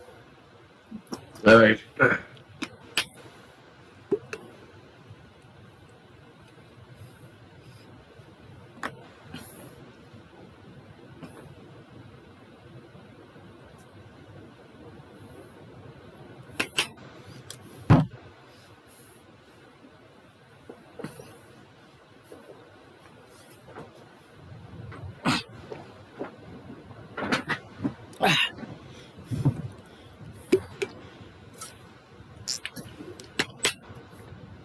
All right. Okay. Hello, Hi. hello. All right. Hey, Now. E2 Productions. All right, Aaron. So, right, Sodor, Waterfall, day. Mrs. C sparkles slowly back in. He looks around. He is not where he's supposed to be at all.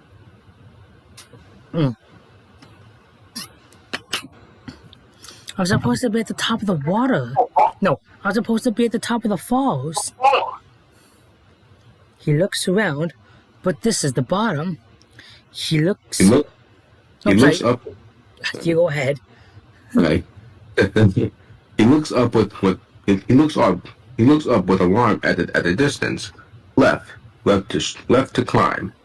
He blows his whistle and tries to sparkle, and nothing happens. Then he realizes this is the defining moment. That's it. The gold dust is all gone. If I can't get any more, what will happen? I dream of... Oh, sorry, give me a second. That's it. The gold dust is all gone. What if I can't get more? I know what will happen. I dreamed all about it last night. Mr. C looks up to the top of the falls. It is a very long way up. I have to get to the top. That's what my family told me. They said I'll find the clue to the source of the gold dust at the top of the falls on the island of Sodor. Source of my gold dust. Okay. They said find the clue of the source of my gold dust at the top of the falls on the island of Sodor. Why did they stop at the clue? Why didn't they just tell me the source and I'd be done with it? I'm the wrong age for this. Right as passes. Right. He keeps climbing. Sodor Railway. Day. Fade up music.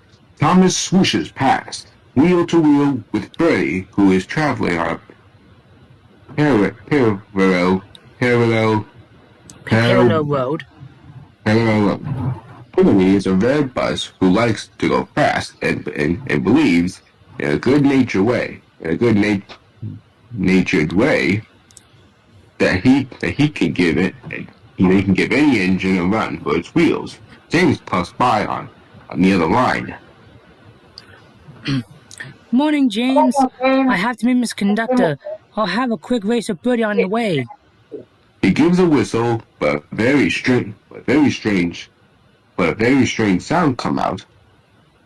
I say, Thomas, your wheels sound a bit wobbly. Yes, and it feels stuffed up too. But it won't stop me from winning, Bertie. Just then he has to stop at a crossing to let George, the steamroller, pass by. If George were human, he'd probably be shop steward of a steamrollers union, with a loud mouth, a desire to maintain the status quo. quo. But deep down, a bit of a softy. Morning, George. Slow down, you boys, Scout in blue. Bertie gives a big honk on his horn as he gets ahead of Thomas. We follow Thomas as he continues his race and leaves Bertie far behind. We see a very sedate George weaving his way along the road as Thomas whistles by. Railways are no good. Government the roads.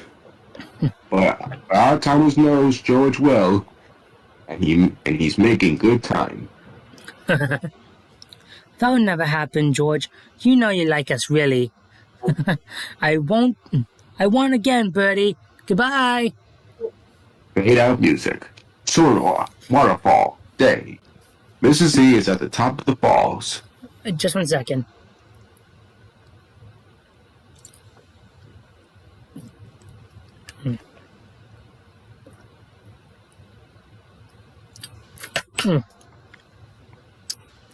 The clue to the source of the gold dust must be in this little cave-in?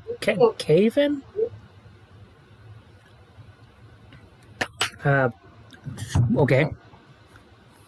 Mrs. C reaches out and grasps from a little leaves through this in quality little pieces of paper. Got it. He reads it out loud. Stoke up the magic in the mountain, and the lady will smile. Then watch the swirls that spin. Mrs. T notices that the paper is torn. Where's the rest of it? Mrs. C turns and pulls the other part of the paper out from the crevice. He is perilously close to the water. He and we hear a loud, incredibly shrill, wailing whistle. It's Thomas, and it's trouble, just as Mr. C. Just as Mr. C is about to read the rest of the clue. See? Shakes with a... let's see. Shake, shake, shake goes the whistle. Whoa! He lost his balance. He's tumbling headlong into the foam. So are the pieces of paper. Thomas sees this. Shock, horror. There's no sign of Mr. C. Thomas is traveling down the line that follows the path of the waterfall. He's looking. Still no sign of Mr. C. Then we see the foam. We see the hat. We see a piece of driftwood tossing and turning with the force of the current. Then it's thrown onto the bank. Thomas is now traveling on the line by the bank. It's just a piece of driftwood. Wrong. One hand, then the other. Then a very wet Mr. C, still searching for the pieces of paper, clambers up from behind it. Thomas is both relieved and mortified. Oh, Mr. Conductor, my whistle suddenly went all funny. I didn't mean to. Mrs. C is squeezing water from everywhere. Get me so wet? Mrs. C is quickly preoccupied. I know, Thomas, but we have a... I know... Thomas, but... Oh, shivering, sorry. I know, Thomas, but Sneezing. Oh, sneezing? Okay. I know, Thomas. Ow. I'll grab my throat. Ow. Ow. Ooh. I'm okay. But we have a problem. Here, hop that in a cup of chocolate. You look very cold and tired, Mr. Conductor. I ran out of gold dust, and I lost the clue to the secret of the source. I'm trying to remember. It's mountain, smile, baby. What else? Cuz, tiny bin. No, that's not right. He shrugs his shoulders. Thomas, please go ahead and explain to the engines, and then come back here. Thomas looks mortified. Don't look so upset, Thomas. You couldn't help it. Diesel had something to do with it. Your whistle's gone wobbly, I'm sure of it. If only there was some way we had gold dust too. Then, light bulb goes on. He suddenly has an idea. I have to find a bellflower. I need to make a call. Don't worry, I'm gonna make this all right. A shaky Mr. C starts searching amidst the underground growth. Thomas puffs away, looking very anxious. Now while Diesel's around, he's probably making some really scary plans right now. Fade up music. The big wheels of George the steamroller. Huh? I'm gonna say, I'm gonna look at the chat right now, and nothing new. Okay, continue. The big wheels of George the steamroller. He is gazing viciously at Gordon, who has taken a majestic circuit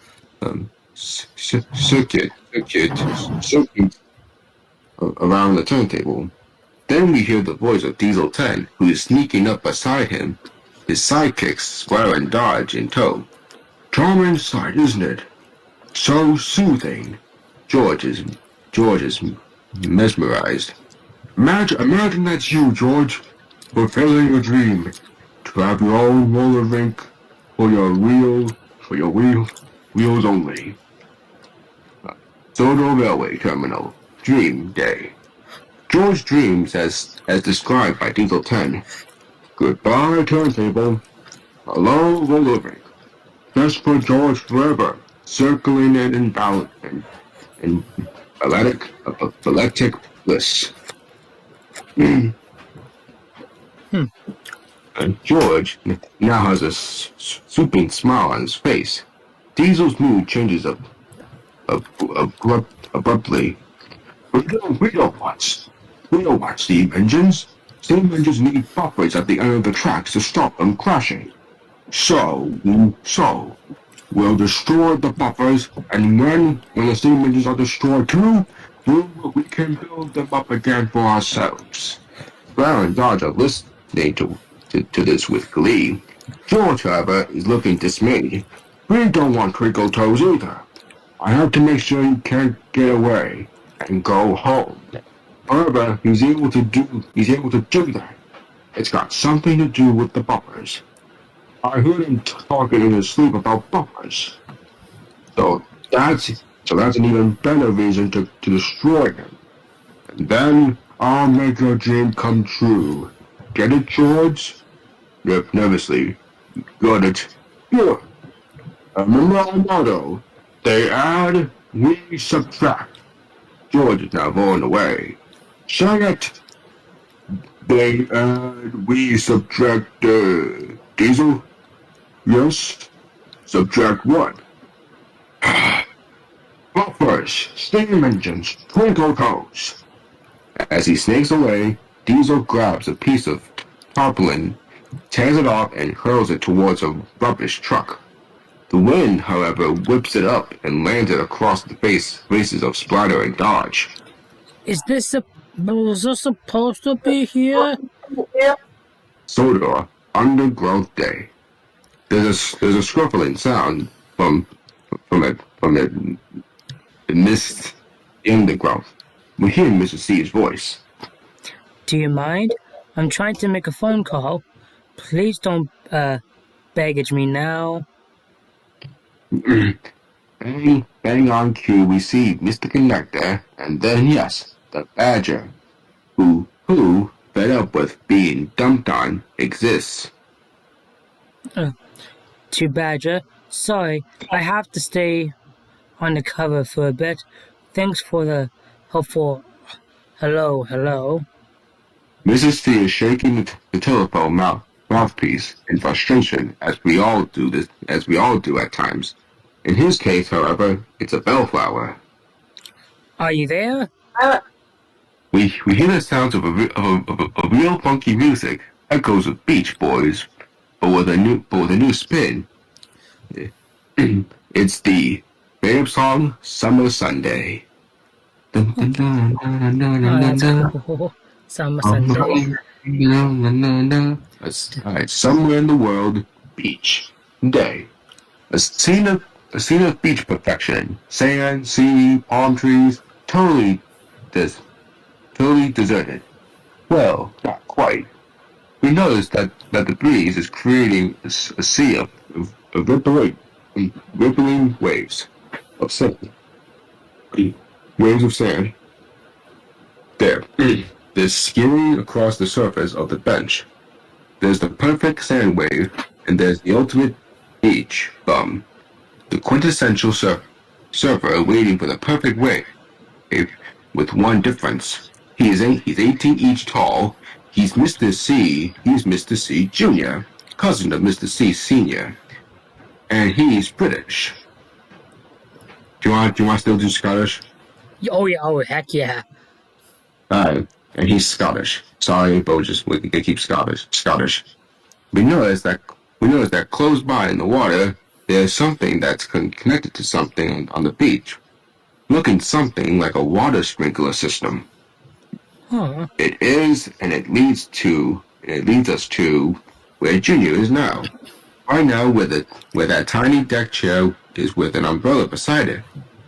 Right now, that multicolored T-shirt and red bandana is with the neon sunglasses and the personal stereo set and the atomic soft drink maker with enhanced reach with the bright flashing buttons and instant choice of a favorite flavor.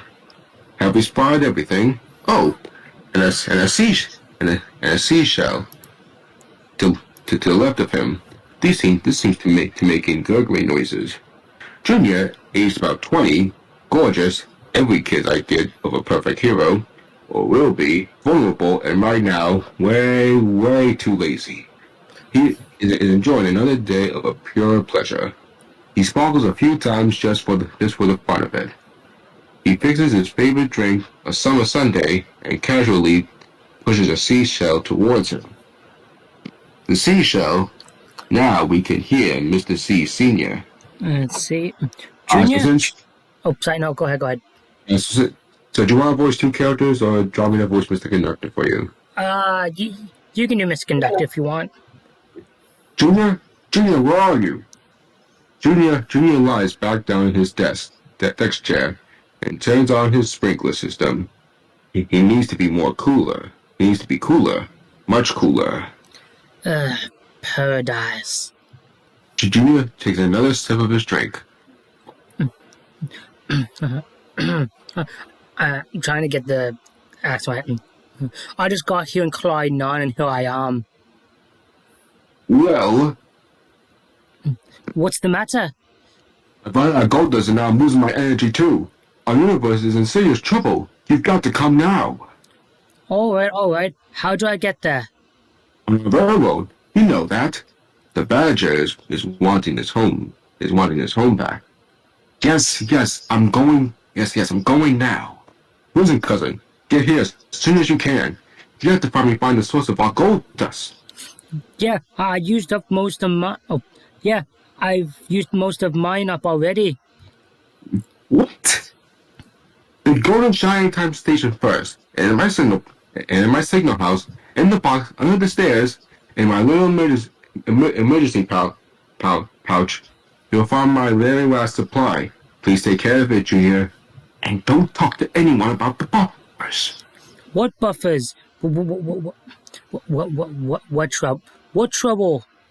And who are you going to find the source, anyways? Bellflower, but the bellflower has riddled, and Mrs. C is gone.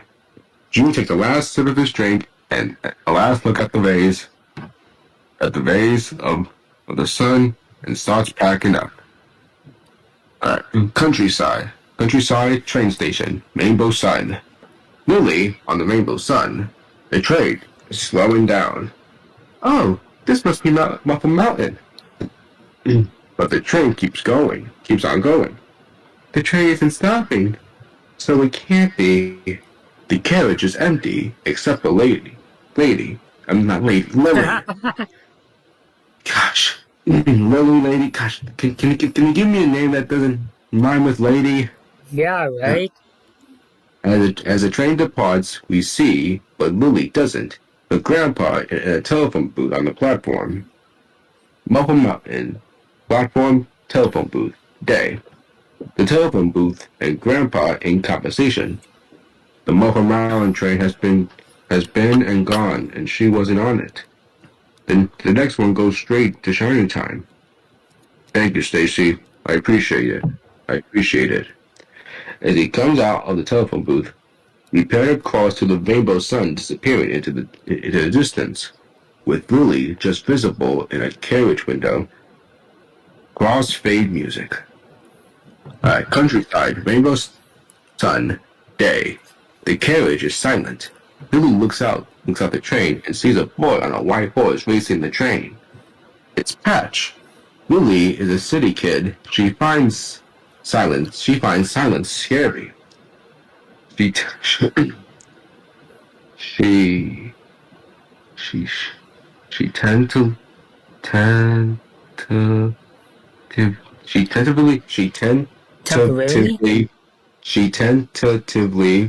takes her harmonica out of her pocket and begins to play to break the silence. He picks up the rhythm of the train wheels. She's really good, but the silence still overwhelms her playing. She gets nervous. She gets out the bluebird and looks at it. I want to go home. I miss Mom. I don't want a baby brother or sister. She cuddles Bluebird. But I wouldn't want to be without you, Bluebird. Much to give you away. Do you really think we know where this journey is taking us? Fade out music. Sorry, go ahead. No, it's okay. I'm just reading the chat, just would see what people are saying. Sodor, Countryside, Rail Lines, day. Alright, so let's see. Which is better? Lily and Lady don't rhyme. Oh. Well, I mean, it kind of sounds like it rhymes, or it just sounds similar. But that's what I mean by much. Yeah, it does. Let's see. Yep, they do sound. I'm trying to not get them mixed up. Yeah, they all do sound the same. Yeah, which is better, this or the Vision scene? I guess Mr. See the idea. I mean, also, I like a lot of the scenes in the theatrical cut, but this is so cool. Like, there was so more engine scenes in this. I love this. Yeah. All right. Before we continue, I just gotta do something quick. I will not be long at all. Okay. Alright. Dream fan, mind blocks. Alright. How's it going, guys?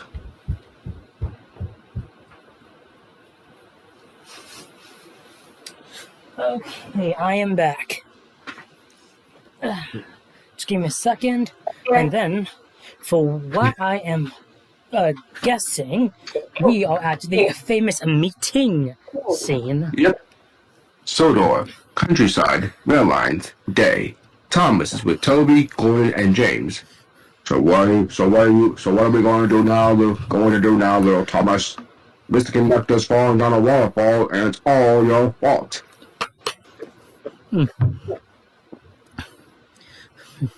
Diesel's going to destroy us all. We need help. Who's going to give it to us? We'll help each other. That's what the Fat Controller would expect. Where did he run away in the first place? Thomas gives a huge sneeze. Oh no! Now Thomas is getting ill! Oh no! Be quiet, James. Thomas gives a whistle. It's perfect. Actually, I'm very well, thank you, James. And now I have to find Mr. Conductor before Diesel does. Sodor, little bridge by Waterfall. Day, Mr. Conductor curling up a little bridge near the waterfall. Okay. I'll just have a little rest, then I'll carry on where Thomas can't find me. I don't understand why this is happening so sudden. Oh man, a lot of these scenes are coming together. I love it. Oh yeah. At that moment, Thomas is coming over the bridge. I can't see Mr. Conductor anywhere. But Mr. Conductor tries to rally a cry, but he is too weak to do so. And Thomas puffs on. Oh dear. Yeah. Sodor, road beside rail line. Day, the face of George the steamroller as he smashes onto a set of bumpers. As he does so, a shadow falls across him as Diesel arrives with the two hoods spread and dodge on either side of him. The look on George's face says that he knows he's in for bollocking. Bollocking? I don't know. Something like that. The one set bumper smash is not enough, George. Yeah, you remember our motto? They go up, we come down. No! They add, we subtract. Sooner or later, you'll hit the bumpers that are so precious to Twinkle Toes. Destroy, George! But it might hurt something, or someone. So? George looks anxious and sighs heavily. Fade up music. Shining time, Waterfall Mountain, day. The presence of Boomer cast a long shadow across Waterfall Mountain. He was using a pickaxe and to practice Yeah, you can't read it, but you can't read it. hacking his way through and tunneling down. He shows no care for the beautiful flowers as he does so. Then, from his point of view, we see Patch right into sight. Moments later, the horse rears up, very frightened. Boomer is in trouble, and the horse senses it. That's a stranger! I better tell Billy. Boomer drags a beautiful mountain bush out of the grass and hurls it down the mountainside. Patch rides on, looking back once or twice, but his horse isn't happy until Boomer is out of sight. Fade out music. Shining time station, railroad sun, rainbow sun. I'll read this part, buddy, so you can catch a breath. Alright. On top of Rainbow Sun, Lily looks out the window. The train is stopping now, so Lily gets out. Shining time station platform day. Then Lily sees the station sign, completely bewildered, or however you say it. Shining time? What's that? We hear a familiar bug and see Mutt. He wants your attention. You again? Are you following me now?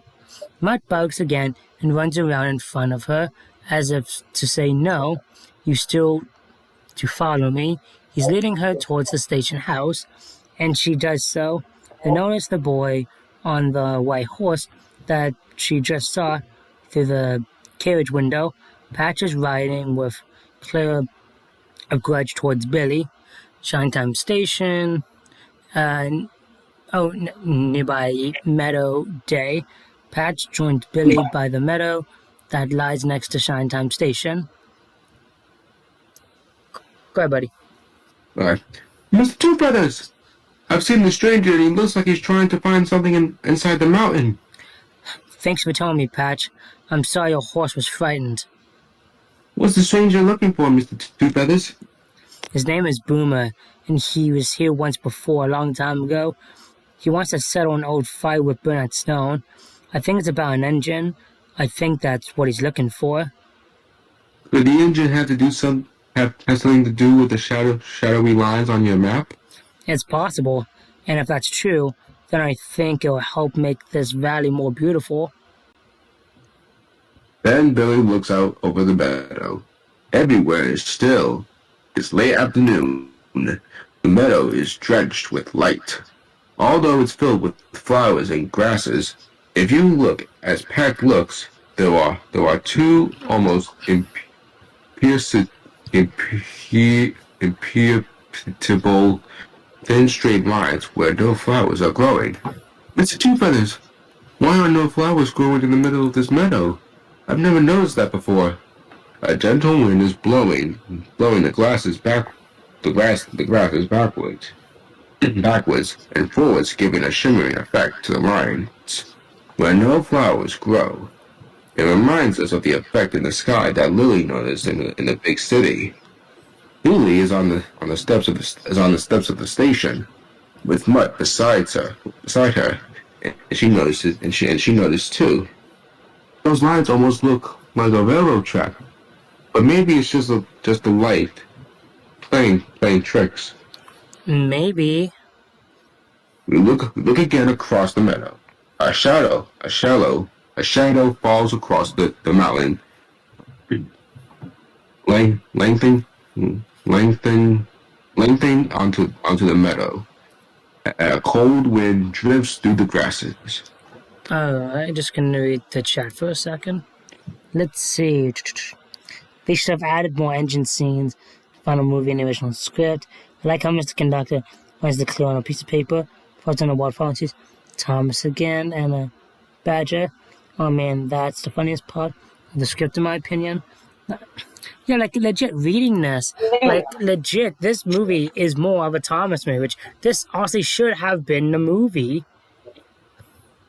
Man. And also we're almost through this script, like on page 55 right now. So like Page 58. Yeah, 58. Like holy crap, we're almost done this movie. Like that's incredible. Yeah. You getting tired, Aaron? No, I'm alright. Okay. Alright, let's keep going then, buddy. Alright. Our eyes, like Billy's, follow this line. It ends at the feet of Boomer, who is gazing back across the meadow. It's a threatening sight. Billy shivers and goes towards the station as Patch rides away. As our picture widens to take in all the scene, we take into the crossroads where, at the beginning of our story, there had been families and cars. Now there are individuals and two cars that do not stop each other. Symbolically, a sense of community seems to be vanishing. Chinatown Station, platform, day. Stacy comes out onto the platform to greet Billy. She looks worried. Oh, Billy! The trains all seem to be late today. We'll have to redo the schedule. This is the first time we've had this problem. Chinatown Station, day. Lily is now inside Chinatown Station. She is looking confused, with Mutt waiting beside her. What is this place? Where is everyone? Lily to Mutt. What have you brought me here for? Before Mutt can respond, the silence is broken by a bunch of noises and remarks. They seem to be coming from the mural. Suddenly, a light goes on in the single house window. Lily is clearly pleased with their situation. Suddenly, it's all noisy again. It's Mr. C. Jr. responding to the call and arriving for duty. We hear him before we see him. I don't want to do this. I don't know how to do this. Who does Cuz think? Oh, who does Cuz think I am? I do not know what that says. I'll just say Hamlet for fun. Hamlet? Then, out of the corner of her eye, Lily sees a sparkle. She looks in amazement, as there is a sudden explosion of gold sparkle right in front of the little red painted door. Junior appears, coughing and brushing gold dust from his clothes. Oh man, this is too much. Sorry, I'm eating. Oh man, this is too much. I gotta get more gold dust. I gotta get to the island. He is looking adorably disheveled in his conductor's uniform, sans hat, but with a nifty bandana around his neck. He sees Lily. Hi, who are you? I'm Lily. Who are you? See, Junior. Oh wait, no, it's like, yeah, Steve Junior. Did I drop some sunglasses when I came in here? Lily shrugs. I don't know. Junior is trying to turn a knob in the little red door. Nothing happens. Here, try this. She tries to open the door with the side of her ticket. I'm always losing my keys at home. I'm always losing my key at home. She can't get the little red door to open either. It usually works. Well, I might use some more of this stuff. Thank you, Lily. See ya. He sparkles out, and as he does so, some gold dust falls onto Lily's dung cars.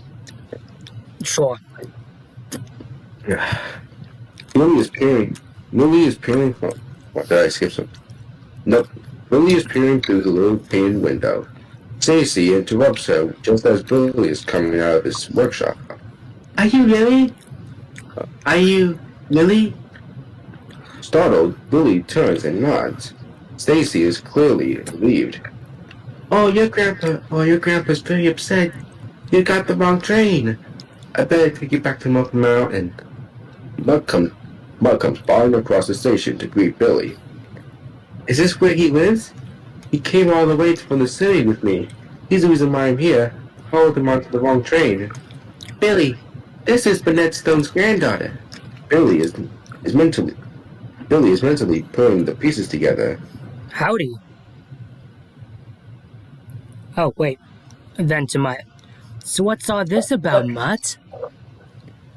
Crash, the noises comes from the other side of the painting. That's Junior, the little man who lives in the wall. Then realizes. I mean... Junior! Ready? You gotta say it together. Okay, give me a second. Where was this? Billy / Stacy. Oh, yeah, I see. Okay, wait when you are. Right, 1, 2, 3. Junior? What's he doing here? What's he doing here? Lily looks longingly at the window again. She taps on it, gives a little wave, and then follows Stacy out. Stacy, I don't think I did get the wrong train. I think I got the right one, but I don't know why. As they exit the station, a mother is collecting her little girl. Little girl who gives the baby her mother is holding a little kiss. This registers with Lily, who turns her head a second time to look at them before exiting. Shining Time Station, real, dusk. There is a loud crash from behind the door on the mural. Muffled from behind. The painting. What's that doing here? Nice bed. The lights go out, and there is a loud snore. So, jeez. Sodor, little bridge by Waterfall. Dusk. Mr. Conductor is waking up in a bale of hay near the viaduct. He crawls to the ground. He's hunting for his watch. He can't find it, so he checks the time by blowing a dangling. I don't know. Interesting. Such an easy task causes him some trouble. Okay. Even more alarmed. Dinner time? Where's my cousin? Where's my cousin got to? Who else can possibly help me now? Shining Time crossroads, Stacy's car. The top of Lily's hair blowing in the wind as she drives along with Stacy. They are following a road that runs towards a lake with Muffled Mountain in the distance. Lily is showing Stacy one of her photographs. Stacy, you know my Grandma Tasha. My mother did. She says she was a wonderful dancer. And Billy says that your grandpa was one of the finest railroad engineers in the valley. I wish. But Lily interrupts her. Who's that shouting? She and we notice two men arguing at the crossroad ahead of them. Time, crossroad dusk. Grandpa and Boomer confront each other. She's in that mountain, isn't she? Even if she were, she'd be no good to you now. You're a liar, but not stone. Then Boomer runs into the darkness as Stacy's car approaches the crossroad. Time, road near crossroads. Dusk. Lily in the car with Stacy. Who's that man with Grandpa? Stacy, a man who likes to make trouble. Billy, could I borrow that photograph? I promise to take care of it. But Lily hands it to her. Time, crossroad. Stacy has now reached the crossroad. Everywhere is suddenly very still and silent. What the frick? What is that word? Oh, this unreveal. Let's just say it unnerves Lily, because from what the script says, she doesn't like silence. So let's just say it unnerves her. Like it gets her nervous. We'll just say that. This unnerves Lily. Lily? Grandpa? Good evening, Bennett. Good night, Stacy. And thank you. As Lily gets out of the car at the crossroad, gold dust from a dung garbage drifts into the air and falls in a little pool on the ground at the crossroad. Stacy starts up her car again. You said I wish, Stacy. I wish? Oh, yes. I wish you'd come back and see us tomorrow If your grandpa would let you. Then Stacy is gone, and the silence is even louder. Time, road, Grandpa's car. Dusk. Lily is sitting with her grandpa. He's looking straight ahead, not at Lily. Lily doesn't like the silence. She's scared to communicate with her grandpa. Surely she can't trust him. Grandpa, I thought this. But Oh, I was going to say, to give you a break, I'll play Burnett's Dawn for a bit, just so it can give you a break to rest your voice. I'll be fine. I'll let you know. If you're sure, buddy, because I don't want you to wear your voice out. I'll be fine. I'll let you know when you can. Grandpa, I saw this really cool guy at the station. Really little and kind of golden. Silence. Can you believe that? I only believe what I see. They drive up to time, Grandpa's house, dusk. They drive up to a small house with an apple tree outside. The house is at the foot of the mountain on the other side of the valley. Every window is shuttered. Time, Grandpa's house, night. Lily at the supper table with Grandpa. She looks around the room. There are no photographs. Grandpa, don't you like photographs anymore? No. Silence. Then, why don't you live in the valley? Because I don't like trains. But the trains stop at Muffled Mountain. On the other side. This side, there's neither sight nor sound of them.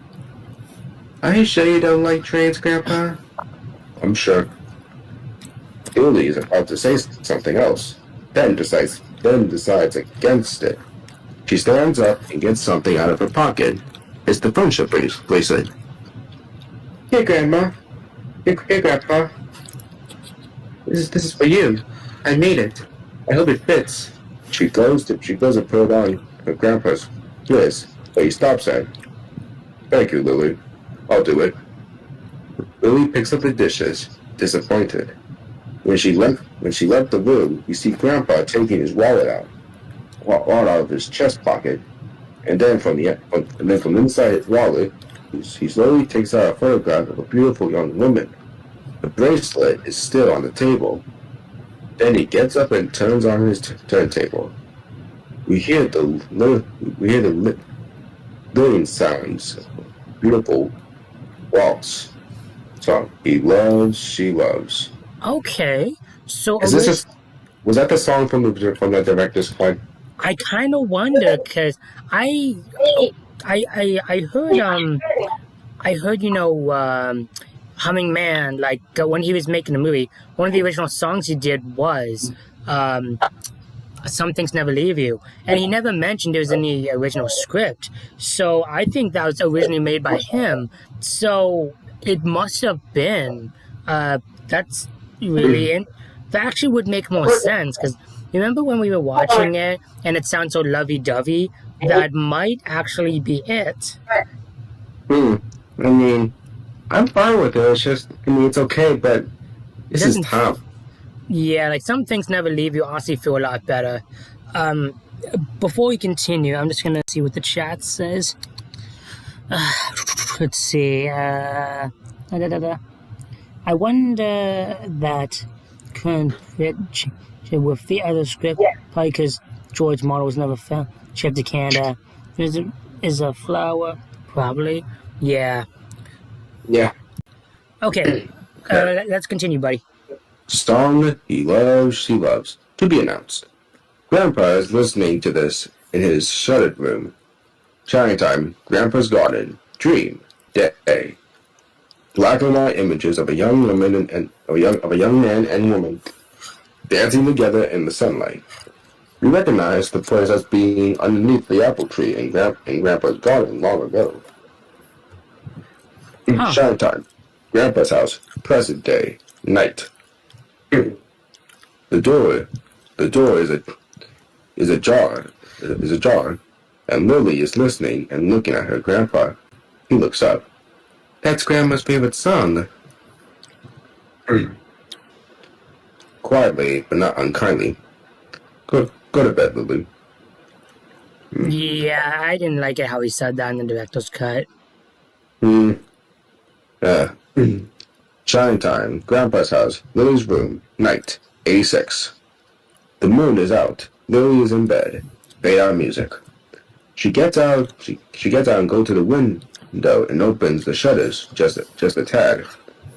Lily's part of the mountain, and we, like her, gradually hear something. It sounds of a train engine's whistle. It's the sound of a train engine's whistle. Lily is filled with curiosity and puzzlement. Giant time, Muffin Mountain, night. Outside the stable near Grandpa's house, Patch is trimming his horse hooves in the moonlight. Suddenly, he too hears the sound of a train whistling echoing all around him. Giant time, Grandpa's house, Lily's room. Then we move slowly back to Lily's window and hear her voice murmuring to himself. How come I can hear a train engine whistle in the valley if the mountain is supposed to muffle the sound of the trains from the other side? Shining time, Grandpa's house, night. Close up, Grandpa taking in a deep breath as if nourished by the sound of the whistle. Shining time, Muffin Mountain, night. Uma digging frantically, oblivious to the sound that the others are hearing. Shining time station, night. Stacy and Boomer are sitting on the steps with mud between them. The moon is full, and we can see the mountain in the distance. And close by, the meadow and the bouquet tree. Stacy is showing the school photo that Lily's lent her. Ben and Boomer grew up together and had a big general about an engine. Then Boomer left town, and then we never saw him again till now. Oh, sorry. Did you ever see it? No. What'd you say? No. I got the script mixed up. I was supposed to see it slowly. Never mind. It's okay. Did you ever see that did you ever see the engine? No, never. But I believe is, if she still exists, produced to Burnett and this valley. Burnett, Precious. precious, thank you. That's right. Precious to Burnett and to this valley.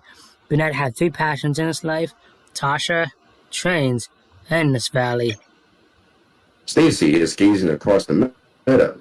Billy, I've always taken for granted that Mr. Conductor uses his gold dust and nothing else to get to the island of Sodor. But could he also use a secret railroad? But could he also use a secret railroad? Billy stays quiet, so Stacy decides to continue.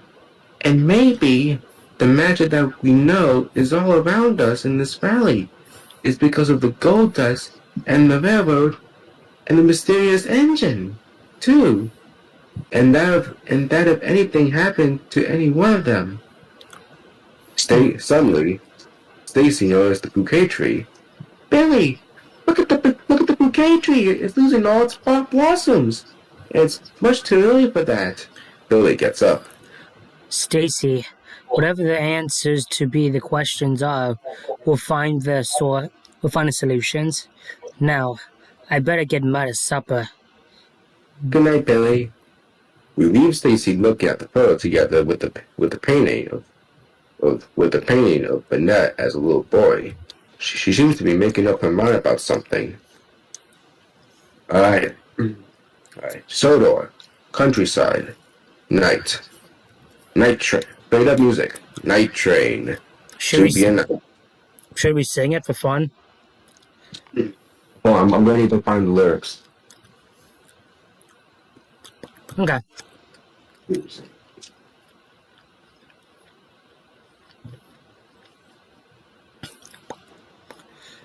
I can't believe this night train was gonna be in this movie.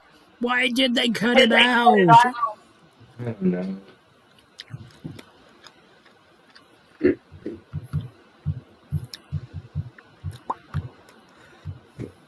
Alright, let's find the lyrics. While we look for the lyrics, can you check the chat? Yes, I will. Well, been better if Boomer said good night, Lily, instead of going to bed, Lily. I'll give you one that. Oh, that's a good idea, Mind Blocks. Anyway, instead of that, I can just play the version I made for the Magic Railroad movie. Mind Blocks just suggested that. Alright, then. Alright, give me a second and let me bring it up.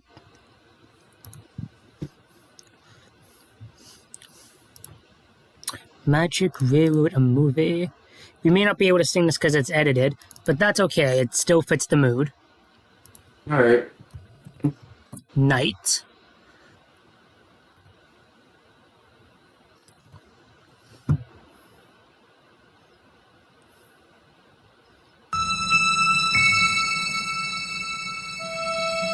I have it turned down so it doesn't hurt everyone's ears.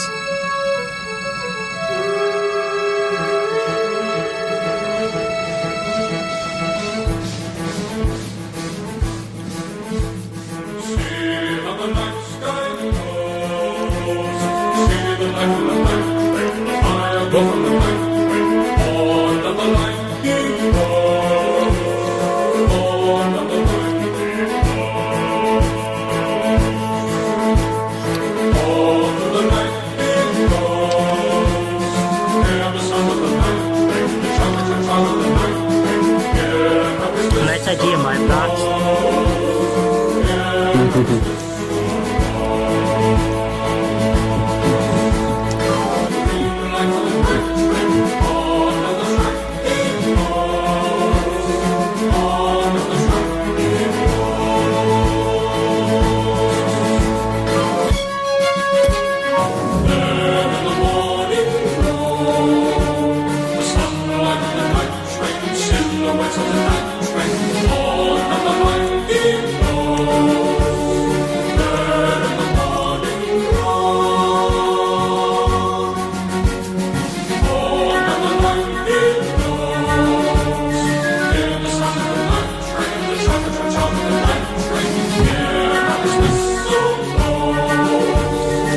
did, my blocks.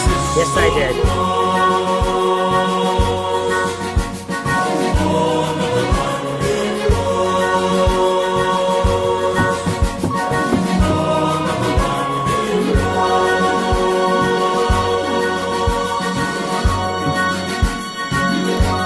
Okay, that's Night Train. And if anyone's wondering, yes, that is for the movie whenever I do it. The live action one coming out in a few years. Go ahead, Aaron.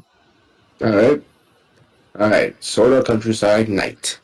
It's a beautiful moonlit night here, too. It's the time when Thomas and Percy are taking the mail trains along the coastal routes and through the glorious countryside. They love this run. We can tell. Sodor, rail yards, night. Thomas and Percy's journey come together at a junction. Unknown to the engines, Diesel tents resting in a shed. Adjacent Adjustments to the plot. adjacent to the platform. He can see and hear everything too through the splintered wood. Toby. Okay, so this wasn't supposed to be a nap foot originally. That's cool. Toby is puffing slowly and quietly, and from the other side, he sees Diesel, and shortens his stop to take in the situation. Diesel does not see him, neither for now, do Thomas and Percy. We're both right on time with our mail train, Thomas. Mr. Conductor would be proud of us. If we could find him, Percy. Fade down music. Miss Conductor talked about puppers in her sleep last night. Puppers are at the end of a railway. And do you know what I think, Thomas? Thomas looks at Percy questioningly. I think Mr. Conductor has a magic railway. But if Mr. Conductor lost his gold dust, maybe the railway's losing its magic too. And where's the entrance anyways? Diesel is grinning his evil grin and sidles away from his hiding place and along the track. Toby quietly puffs up to Thomas and Percy. I'm sorry, you two, but I think Diesel heard every word you said. I'm going up to him to see what he does next. You better carry on, get the mail delivered. You're very brave, Toby. Oh shoot! What? Oh, I accidentally clicked on to the wrong page. It's okay. Alright. You're very brave, Toby. Oh, Diesel won't bother with an old engine like me. He thinks I'm scrapped already. And Toby puffs socially away. Socially on. Alright. Sodor. Nope, sorry, continue. We'll finish this page, then I'll look at the comments. Continue. Sodor, scrapyards. Smelting furnace, night. The flames of the smelting yards, even brighter at night. Fanning the flames of Diesel's plans. Spider and Dodge are waiting for him. Diesel joins them. Moments later, we can see Toby close by. What do you mean you can't find Twinkle Toes? Well, he is of a very small, boss. Diesel groans as George arrives on the scene. George instantly realizes that he would rather remain outside the Diesel's conversation. Come in and join the party, George. We're going to have a party. Where's got the balloons? Correction. Join the party that's over. Just like Twinkle Toes' magic railway is gonna be over. Gone. And Bumper's busted. Spider and Dodge and George look terrified. Toby is furious. We don't know where the entrance to his railway is, so we don't know which are the right bumpers. Therefore, you've got to destroy all of them. What are you going to do? It's time to finally put Twinkle Toes' lights out. This is the job for the boss. Toby's paw. We see the claw emerging. I've got to distract him. I've got to be brave. At that, Toby gives a whistle. What? A bell? Yeah, right? I mean, I'm gonna say Toby gives a bell. yeah, please. At that, Toby gives a bell. Diesel looks up, loses attention, and the claw takes a swing. Takes a swing at a pile of scrap which comes crashing down in front of him, blocking his own way and that of the others. Toby backs purposely out of danger, and Diesel is left starting to pick up the pieces to clear space again. Boss, did you mean to do that? I always knew what I'd do. Fade up to Sodor rail yards. Day. It's morning, and Thomas is puffing towards the junction as Henry is taking water. They're looking rather mournful. Good morning, Henry. What's the matter? I've got more to make, little Thomas. I need a change of coal. There are 6 trucks full of new coal waiting for me in the sidings. If Mr. Conductor was here, I'm sure he asked you to. Fetch them for you? Of course I will. It'll make you feel better, and me too. Sodor rail sidings. Day. Play of music. A really useful engine. Oh, so this is when they do really useful engine. Okay. Thomas puffing along the line and arriving in the old sidings. He sets to work collecting the trucks. He doesn't realize that the sixth truck that is not coupled properly. He doesn't notice that it is quietly sliding backwards. He doesn't notice a set of old buffers obscured by bramble. He never sees the last truck mysteriously and magically glide through the buffers and disappear. Thomas sets off back with 5 trucks. Okay. Oh, Miss Conductor, I hope you're all right. Fade out music. Sodor embankment / viaduct day. Viaduct day. Miss Conductor is walking towards the viaduct near the waterfall. Diesel 10 is heading towards him, unseen by Mr. C. Mr. C and we realize that he is on one side of a deep gorge, and the only way across is by way of the old viaduct. He hears the sound of an engine's wheels, but can still see nothing. But his hopes are raised. Let's see. Thomas, could that be you? But it isn't. And in a moment, Mr. C knows it. Oh no, it's Diesel 10! He turns, looking for a way to escape, but he can't. One way it's Diesel, the other way, the cliff. But Diesel 10 is already closing in on Mr. C. Diesel 10 is extending his hydraulic claw,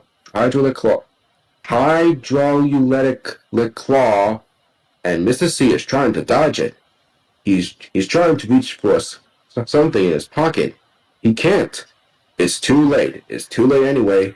Mr. C, the Diesel 10's claw grabs Mr. Conductor like King Kong grasping the girl. I got you, Twinkle Toes, and next I'll get that blue puffball too. Mr. C is dragged along the ground and up onto Diesel 10's back wheel. And there's Mr. Conductor, kidnapped by Diesel 10 and caught in a vice-like grip as the villain thunders towards the viaduct. As they do, Mrs. C notices some loose bricks falling from it. Oh. Don't go on the viaduct, Diesel! It's very dangerous! I'll do what I want, and you'll do what I want too. One brick after another crumbles beneath him on the viaduct. Mrs. C is trying to fight off the hydraulic claw as it tries to pull him into Diesel 10's cab. Mr. C finally wrenches something out of his pocket. It's his toolkit. He manages to yank out his pliers.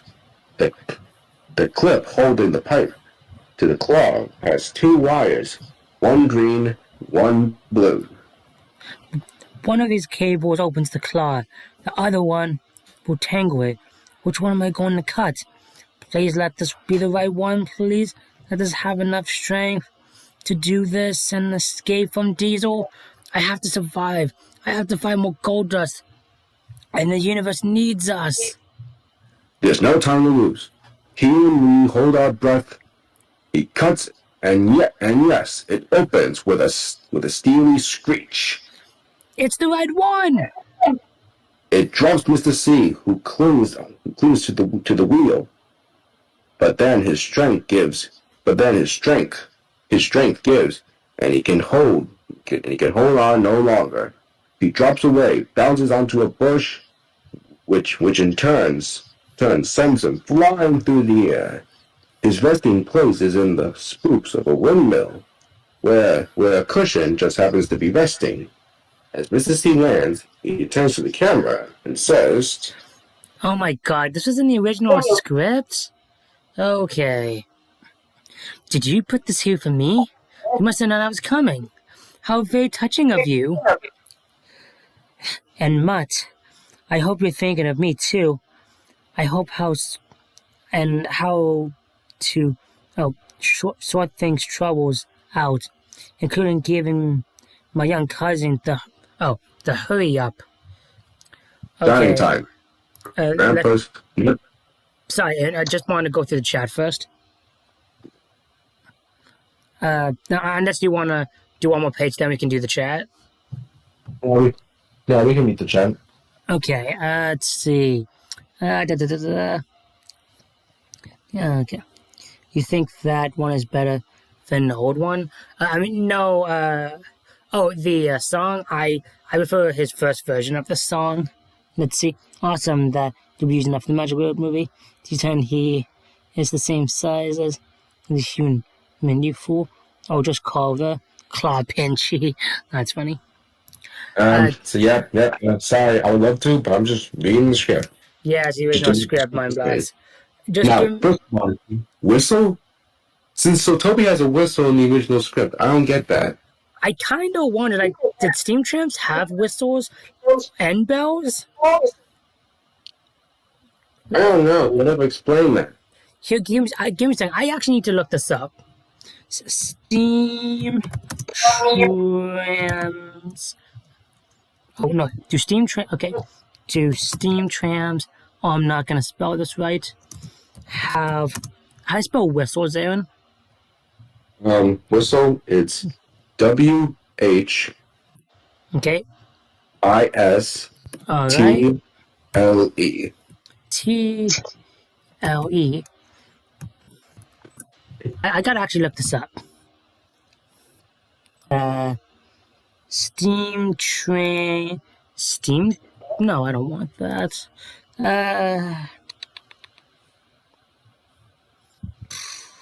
Give me a second here. Steam whistle, steam train, Wikipedia.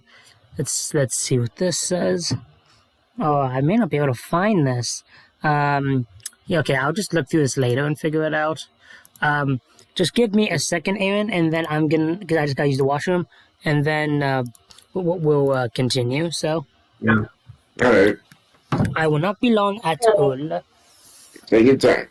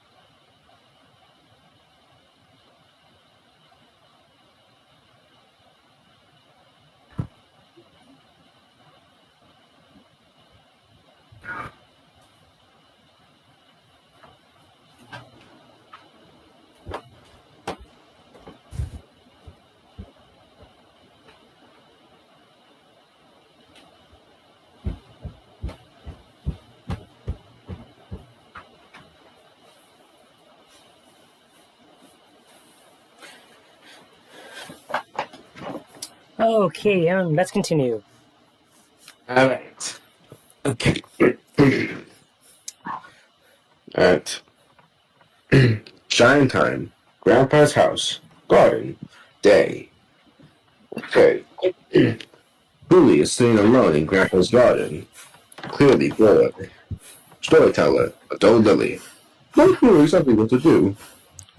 His instincts told him that now it was time to attract the right attention.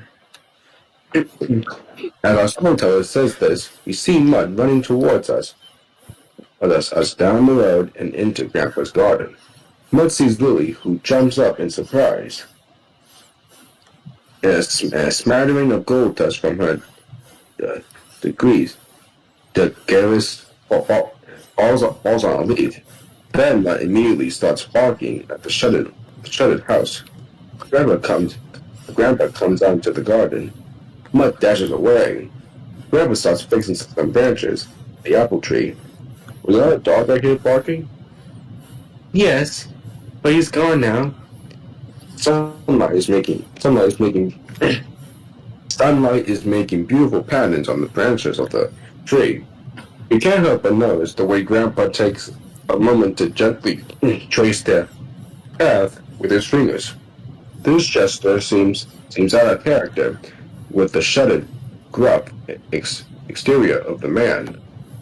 We can't help but notice either that on the last leaf, his fingers struck a smattering of gold dust. We cannot doubt it. He has noticed this, and we noticed too. And he was wearing Lily's bracelet. Lily, though, has her back to Grandpa, and does not see what we see. Instead, she gets out her harmonica and starts to quietly play a gentle, living version of He Loves, She Loves. Fade up music. Grandpa loves to dance to this, didn't she? Grandpa has paused, but does not look at Lily. Yes. And you dance with her? I can't remember. He leaves what he is doing and returns indoors. Lily stays sitting under the apple tree. He is feeling rebellious.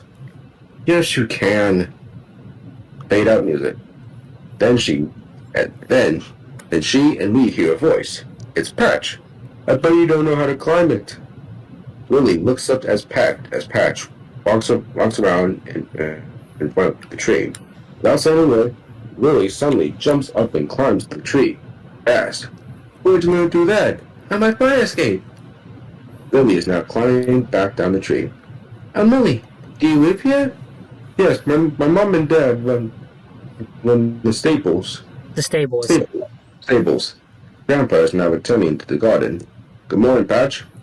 Good morning, Mr. Stone. I'm going to ride into Shine Time. Could Lily come with me if she'd like to?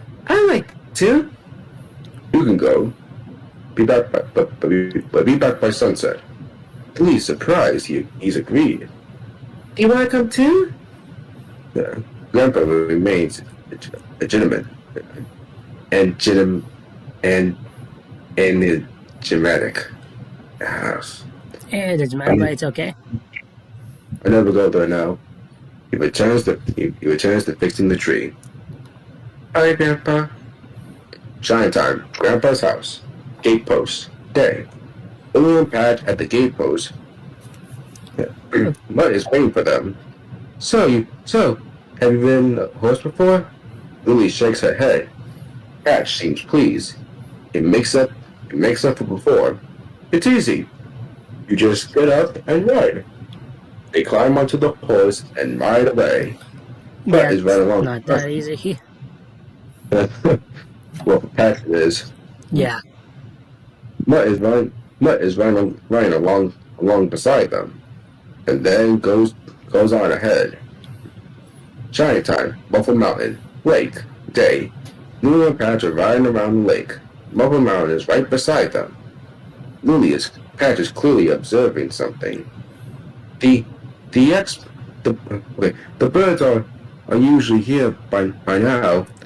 They nest in the XXX I don't know. at the foot of this mountain. I never known to be late before.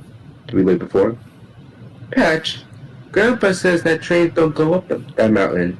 But what, Lily? I'm sure I heard one last night. So it's not just me. You see, Lily, I heard it too, lots of times. But if we both heard it, but why not Grandpa too? There's nothing wrong with this hearing. Shine time, crossroads, day. The riders have reached the crossroads. This is the beginning of a magical sequence. Fade up music. First, we notice that Patch's horse is picking up the gold dust left in a little pool on the roadside from the day before. The gold dust is sticking to the horse's hooves. Shine time, Waffle Mountain, valley, meadow, day. The riders come off the mountain road and start making their way down to the valley and across the meadow. As they start their journey, Patch comments, "I've always wanted to go this way. We're following some shadowy lines I've seen on a map. They look like railroad tracks without any rails." As he says this, Patch's horse starts tossing his head and swishing his tail. He pounds the ground, indicating, "I want to go faster," and he does so. Suddenly, the riders and the horse are thundering along as if driven by a current of energy. Then we experience this from the riders above, and it's a joyous feeling. Suddenly, it ceases as quick as it began. If they were railroad tracks, the magic ones, but why did the energy stop? Lily just shakes her head, and they carry on at a normal pace. Fade out music. Giant Time Station. Platform day. P.T. Boomer is leaning against a lamppost on the platform. Patch is tethering his horse to a lamppost. The scene is reminiscent of the Western high noon. Lily comes out of the station. Mutt is with him. The foliage on the bouquet tree is all gone. The branches are blowing mysteriously in the wind. Looking across the meadow, it looks like there's a storm coming. We've been safe from a storm in this valley for a long time. Let's hope this one just passes through. Like yourself, P.T. Boomer. But Billy's words cut no cloth with Boomer, who remains gazing at Billy as he sets off with his train. Boomer picks up a box and puts it on the back of his motorcycle. Then he looks across at the mountain and makes a threatening statement. Unfortunately, Patch is already going inside the station and doesn't hear it. "I am passing through, right through into that mountain. And then, no more protector, no more precious engine. There was no such thing as magic." And he rides away. Mutt hurries into the station shop. He needs to make sure his plan is going to work. Giant time, day. We are at the Murrow. Lily says goodbye to Patch. "I have some errands to do, but I'll meet you back here in time for sunset." "Thank you, Patch." Patch leaves, and Lily hears Junior's voice singing. He sparkles in, tap dancing on a skateboard as he listens to his stereo set. Lily is clearly delighted to see him. Bristol, I've given up on meeting you again. What's blue, green, red, and goes peep beep? Okay, and you mean chip chip? Nah, trains, talking trains. Junior is straightening his jacket, polishing his whistle, and wondering where he might house his railroad-colored paper umbrella cocktail stick. Cocktails, yeah. Cocktails. Cocktail stick, yeah. Yeah. I'm off to see them right now on the island of Sodor and my cousin. I overslept, so I'm in a bit of a hurry. Do you want to come? Can we be back here by sunset? I hope so. I want to get back to the beach. Mutt comes in very quietly and then barks. What do you think, Mutt? Mutt barks enthusiastically. All right. Junior taps the tunnel on the mirror. Good. It's this way. We'll take the shortcut. It's going to take almost all my gold dust. This is because I just apply gold dust. But it's the only way to travel. Okay, so that actually explains our question. So they travel through the magic railroad and that's it. There's no shortcut. Okay, that makes sense. Kind of, even though the script still screws that up. Anyways. Yeah. Junior has already sprinkled gold dust on the bench. Lily picks some in her hand. Can I take some of this back for Grandpa? Be my guest. I'll look after it for you. He pops the gold dust into his pocket and gives a bow. Then realizes he's left his bandana on the bench. Oh, I nearly forgot. My bandana. I never leave each one. What? I nearly forgot my bandana. We never leave each other. Right. Oh, and we never leave each other. Same goes for me and my blue bird. Then Junior creates a huge burst of gold dust around himself and Lily. Here we go.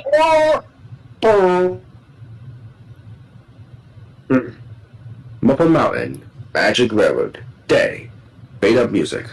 Junior and Lily are on the Magic Road, bumpily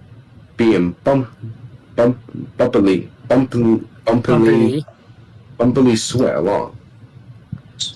along, as if they're on non-existent bouncing balls in what seems to be a tunnel.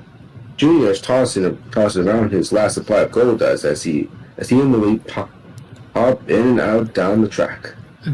But bouncy, isn't it? Lily nods. Yeah. But where are we? Hey, where is this? Let's see. We've been under the meadow and taken the mountain. No, we've been under the meadow and the mountain, and now we're heading across thousands of miles to the island. This is the Conductor's Family Magic Railroad. There are more and more bumps. Or was. I don't think it's gonna last much longer. It'll vanish like the engine. What engine? The one that used to travel on this railroad, but disappeared. Cousin and I never saw it. We don't know what happened to it. But, are you ready, Lily? Here are the buffers. Suddenly, he spots Henry's missing gold truck. Hey, what's that doing now? Alright, the now part. Oh, where is that? Oh yeah. No! There are the buffers ahead. They slow down, but there's no need. These are the magic buffers to glide through, and they do. Sodor railway sidings. Day. Right into the old sidings on the other side of the buffers, where the coal truck disappeared. Cross-fade music. Lovely day to be announced. Where are we? Land of Sodor, of course. This way, Bristol. I never knew how Junior said that. But Ballisto? I don't get that. What's the matter? I think I'm allergic to grass. Junior leads Lily up the high and back embankment. They both peek over the top. Below them lies the island of Sodor and all its marvelous magic. What's that noise? I'll say in a second. Just gonna check the chat. Okay. Pinkie Pie. I think that was just okay. Before I continue, Aaron, we're basically almost done the script. Should we just finish it? I guess so. I mean, yeah, we're almost done with it, so. I only if you have the energy, because if you're tired, we can start. Nope, I still have my energy with me. Same. If worst comes to worst, I'll just put cold. If I happen to get tired, I'll just put cold water in my eyes or something. I'll probably have to stop at one point to use the washroom one more time and get water, but I'm good for a few more minutes, then we'll take another break. Right? Okay. The trains, I told you they talk. We're just too far away to hear what they're saying. We're just too far away to hear them yet. Oh, yeah. Okay, different wording. We're just too far away to hear them yet. Sodor Docks Day. But we are not. And we are at the docks with a scene of great activity. Henry's trucks are being loaded with all kinds of exotic fruits and vegetables and giftware from exotic lands, suitable for a grand engine. Craig and the Crane is helping with this job. Thomas and Percy are pushing and pulling trucks. Diesel, with Spider and Dodge, are looking at all this business. It's making Diesel even more bad-tempered. So, boss, how did you let Twinkle Toes escape? Diesel becomes more enraged. Oh, I did it on purpose. I was testing him to see if he could escape. Did he mean to say that? Diesel positions his car to take a swipe at his sidekicks. They back off. Cranky the Crane accidentally misfires and covers Spider and Dodge with fruit and vegetables. They back up and crash into Percy, who is likewise covered. Diesel thinks this funny, then changes mood abruptly. Playtime's over, Splodge. Now it's time for the next lesson. Learn how to destroy a little green bug on wheels. Get over here now. Spider and Dodge leave the scene, devastation, and Thomas and Percy whisper to each other. Oh, okay, I see it. So you heard what Dito said. Miss Conductor's still safe, but I've got to make sure he stays that way. Henry passes by, looking particularly majestic. Toss. You're steaming well, Henry. It's the new coal you brought me. Thank you, Thomas. But what happened to the last coal truck? It disappeared up in the old sightings as if by magic. Then Thomas and Percy look at each other with great significance, and Thomas puffs away. All right, Thomas and Percy. They both say it. Let's just read this first so I understand. That's what the man... Okay, whenever you're ready, buddy. All right, 1, 2, 3. So that's where the entrance to Mr. Conductor's railway is. Thomas Sodor, Railway Line Embankment Day. Thomas puffing along the line with his coaches, Annie and Clarabelle. Suddenly, he gives a big smile and a happy peep peep. Annie, Clarabelle, there's Mr. Conductor. We found him. Uh-oh. Thomas is closer now, and we're watching this from his pub. He's very confused. He wasn't expecting to see Junior. Hi, Junior. Oh, yeah. Oh, sorry. Hi, Thomas. Don't look dumb, okay? Don't look dumb. I haven't seen you since... You stuffed bunny poopers down my funnel. Hey, we had a laugh. You did. Lily. You're talking to each other. Ah, for a surprise. Lily, this is Thomas. Thomas, this is Lily. Now, where's my cousin? He needs me, and... Junior tries sparkling, and half of him does. Then returns. I don't need half of him. What? No, I don't need half. I don't need half of him. What I seen. Thank you. Seen. Maybe this is going to be fun. What do you think, Lily? Lily nods. She's amazed even for her. She and Junior climb to Thomas, who puffs away. Sodor, railway line, windmill, Thomas, travel, day. Ahead of them is a windmill. Lily is admiring the sight of the blades going around. Then she spots something. What's that shining on the window? Bestow, Lily. It's my cousin. Right. Mr. C is sitting in the pocket of one of his of one of his spokes. The sun has been catching up the brass plate of his hat. Sodor, windmill, day. What'd you say? No, it's okay. I got mixed up with some. Keep going, buddy. Lily and Gina climb out of Thomas. Gina looks up at Mr. C. Okay. Let's see. So, did you bring me all the way here because to see you sunbathing? No, I did not. I landed in here after escaping from a heavy metal monster who kidnapped me. He doesn't like steam engines, and he won't like you either. I say, cuz, you look rough. Let's get more gold dust. Then you can escort the monster out, and I can get back to the beach. Listen to me, Junior. I got bad news. There's a sound of a telephone. It's coming from a bellflower on the ground beside Junior. Look at that. Mrs. C is insistently goes to grab the phone, and finally falls off the windmill. So Junior gets to it first. Mrs. C desperately wants to get it back because he knows who it is. Hi there. No, this is his cousin. Who's this? Oh, hello, Hattie. Mr. C winces.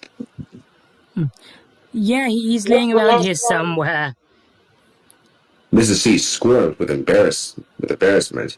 He wrestles the bellflower away from Junior. The top hat, sir.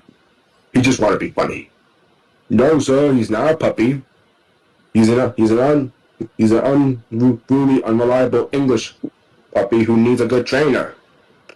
He glares at Junior. There's a sound of explosions down the bellflower. Yes, sir, of course. I know all Englishmen are wonderful. Everything's under control. Goodbye, sir. Cuz, if this is Lily, she's staying with Grumpy Grandpa Stone. Hello, Lily. Then, feeling weak, he turns to Junior, only to find that his cousin is now sprawled on the windmill, enjoying the sun as the wind picks up. Get down! This is just like a fun fair. Give us 2 seconds. Junior is suddenly spinning around the windmill, faster and faster. Then, in a trice, he is off it. He is off it, and flying through the air. Sodor, very line, day, and horror of horrors, he lands right on the top of Diesel, who, at that very moment, is passing by. Diesel looks up and glares in triumph. Junior is frantically trying to get himself out of this situation. The wind blows all his kit away, except for his bandana. Junior gestures, oh well, and decides to make the best of a bad situation. We see him disappearing around a corner, doing his best to windsurf on the back of Diesel. Sodor, windmill, day. Lily and Junior with Thomas nearby. What's gonna happen to Junior? Oh, my family's usually pretty good at getting themselves out of trouble. Eventually. You know, Lily, that cousin of mine has a lot of guts. He just needs to put it to good use. He'll give Diesel 10 a run for his wheels. Mrs. C, I was supposed to be back by sunset.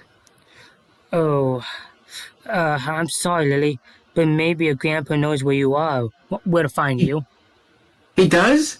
Maybe, because I saw a drawing of him. A drawing he did when I was little, and I think he's been doing it. And I think he's been here himself a long time ago. But if he can help us, I wish he'd hurry back. I didn't have time to tell Junior, but he'll soon go as weak as I am. You love Junior, don't you? Yes, even though he makes me mad sometimes. But that's what families are for. To be there for each other in the bad times as well as the good. Isn't it? Yes. Let's get to see that the conversation has a special meaning for Lily. And he looks at her encouragingly. Yes, it is. Shine time, Buffalo Mountain, sunset.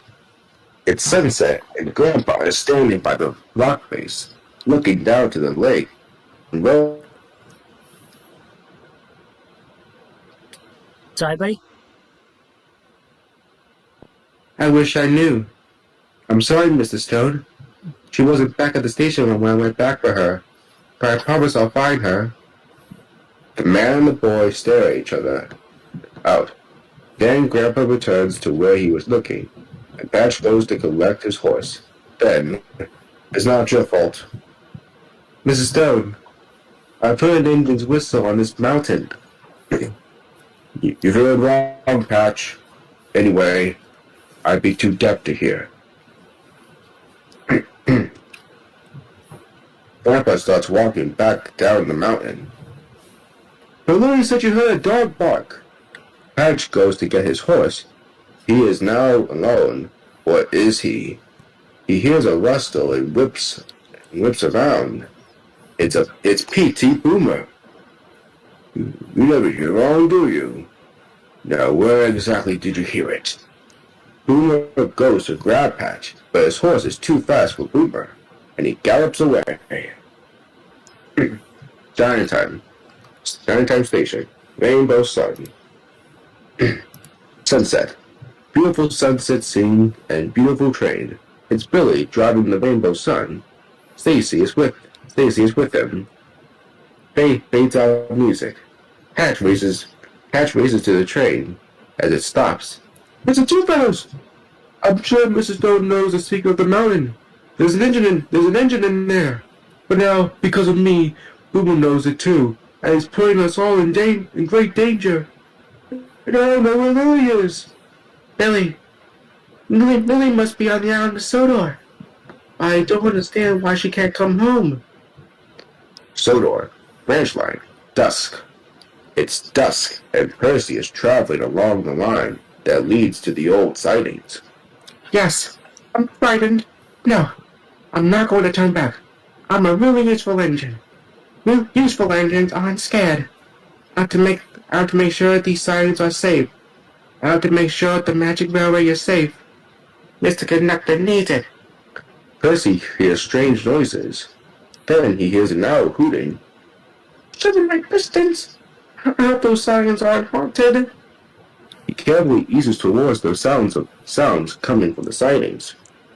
The wind is now blowing and moving the brambles. We can see the magic buffers. We can see George the Steamroller. We can see Splatter and Dodge. And we can see a road. A new road that is already covering the old tracks. It is perilously close to the magic buffers. See those buffers? They're next. The boss wants the job done fast. Start now. If I don't... You'll be a load of scrap. Do we mean that? Yes. Oh no, okay, I see. You'll be a load of scrap. Do you mean that? Yes. Percy registers shock and puffs away. Sodor, bridge, night. Lily and Mr. Conductor and Thomas at a campfire near the waterfall. I must get back to Grandpa now, Mr. Conductor. Okay. I know, Lily, but I can't help you. I can't help you do that until Junior returns and we can't find the source of our gold dust. You said there used to be an engine for the magic road. If we could only find that too, we can still get back to Shine Time. She disappeared, and nobody knows why or where. Mr. Conductor, I heard an engine near Grandpa's house, in the mountain, Miss Conductor Valleys. That's it! I remember the clue. Stoke up the magic in the mountain, and the lady will smile. Damn. But that's not all of it. Oh, Lily, I think your grandpa could really help if he just believed that he... Okay, I just really believe your grandpa could help if he believed that he could. Shine Time, Muffle Mountain, night.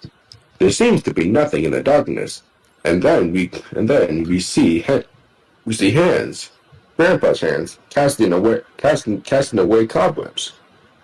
Now we hear Grandpa whistle. So, lady, what are we to do? Silence.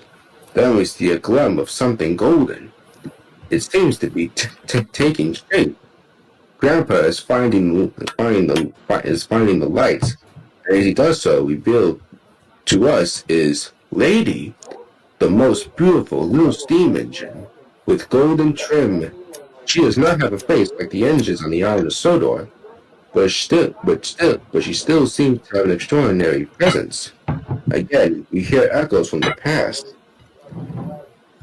Let's see. Okay. Alright. It's shining time, Muffin Mountain, workshop, flashback. Day. Grandma and Grandpa as children. One day, Tasha, I'm hoping to be able to drive this train, and I'll take you with me. Promise you will, Bennett. Promise? I promise. Shining time. Shining time, Muffin Mountain, workshop, present day, night. We are back in the present day in the workshop. We and Grandpa heard a scuffle. For a moment, we and he think it's Boomer. He and me are wrong. It's Patch. Now we can also see that Lady is also a little worn and damaged. So it's true. We did hear a train in the mountain. Do you want to do Bennett or should I for this scene? Yeah, you can be Patch. Okay, I'll be Patch. You go ahead and do Bennett then. All mountains have their secrets. That would surprise a boy like you. Patch is walking around, looking at Lady. Grandpa throws Patch a cleaning cloth. Here, finish it off with me. Her name is Lady. Why should it act up? She's not. She's safe from harm. Or was. Why does Boomer want her? Why does Boomer want to harm her, Mr. Stone? When we were young men, he was angry because he didn't want to believe in magic. And jealous because at least Grandma loved me. So he took revenge. He found Lady and threatened to destroy her if I didn't let him drive her. I gave in to a bully. He drove her. He used up all her coal. He made her go too fast. But then he crashed her. After that, he ran away. And I brought her here to a new hiding place. I fixed her up as best as I could, as best as I could, but I could never make up for the mistake I'd made. Grandpa gently puts his hand out to her. She's as precious as gold, Patch. Well, she can still whistle. I've heard her. Grandpa reveals a record player and beckons Patch over. Then he quietly demonstrates it. A wonderful whistle is heard. Just to remind her, Patch, and me, nothing has changed. Boomer has no compassion and no imagination. On the wall behind Lady, Patch sees a map of a railroad. All the lines on it are straight, and he realizes they're on exactly the same configuration as those appearing as shadowy lines on Billy's map. Okay. This must be the map for the Magic Railroad. But the railroad energy's fading away. I sensed it when we were out riding. On the ground above it. The railroad needs Lady. I don't know how to make her steam. I tried every coal in the valley. It seems like it's her own special secret. We gotta learn it very quickly, Mr. Stone. And then you can find Lily. Isn't that right? Yes. That's right. Sodor, countryside, Diesel 10's roof, night. The sight of Diesel, who is hurling through the island of Sodor countryside as he tries to grab at Junior with his claw. Junior is treating this as a game and dodging out of the way as he plays air guitar. They approach a tunnel. Junior ducks just in time, but Diesel gets bunked on the head by his own claw as they exit, and he gives a shriek. Not enjoying the exclusive? Yeah, not enjoying the exclusive, Diesel. You should try surfing. It's a lot more practicable, something like that. It's a lot more peaceful. Peaceful. There you go. Diesel shrieks again and is heard by yes? Lily Lily. Thomas and Mr. C. Lily, Mrs. C, Sodor, Bridge, Knight. Lily, Mrs. C, Thomas, and now Percy. They hear Diesel shrill in the distance. Diesel sounds very angry. The poor Junior. We must get the way back to our grandpa now in case the magic road is closed forever. But how could she go without gold dust? There is complete silence. Only in the last dungeon. Unless Thomas. Well, Thomas just somehow knows what's coming next. Will you please take Lily? Do the peppers? His conductor nodded. But if I make them, I've made 2 already. But what if you don't? But what if I don't? What if I go on the railway? But what if they do? Then I'll try. Everyone cheers. It'll be very bumpy, but I think you'll be able to make it back here and then again too. Excuse me for a second. Oh, you have to do something?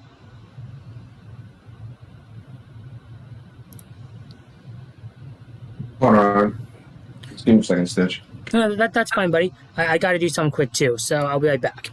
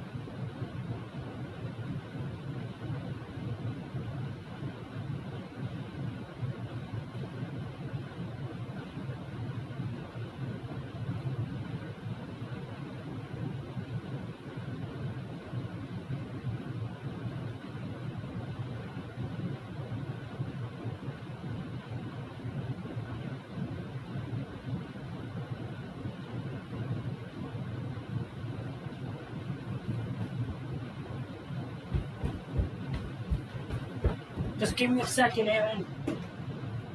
Alright, take your time.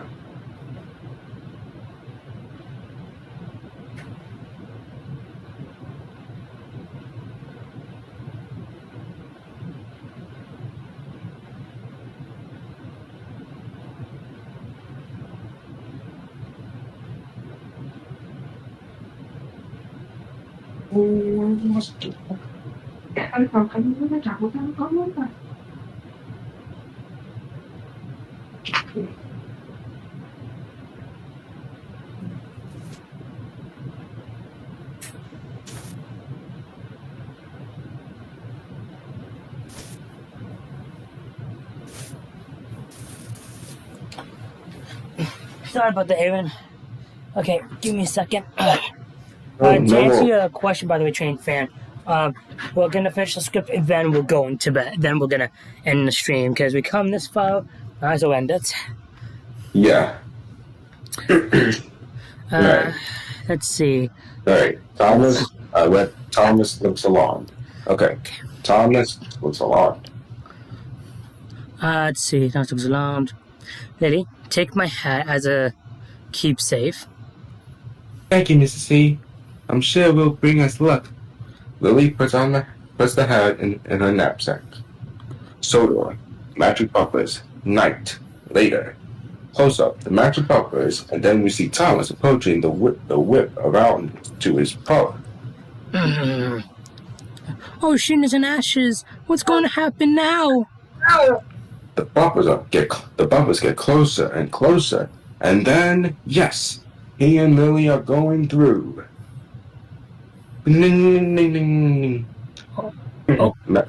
Okay.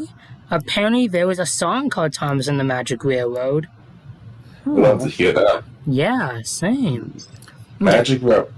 Thomas traveling. Song. Thomas and the Magic Railroad. And when they are through the bumpers and on the magic road, Thomas and Lily spot the missing coal truck. There's the missing coal truck. I'll have to get it and bring it back to Henry sometime. Oops. The journey is getting more and more bumpy. Then it becomes more spherical and echoey. Suddenly, Thomas and Lily feel very nervous. Lily articulates his fear. How are we going to get out of here?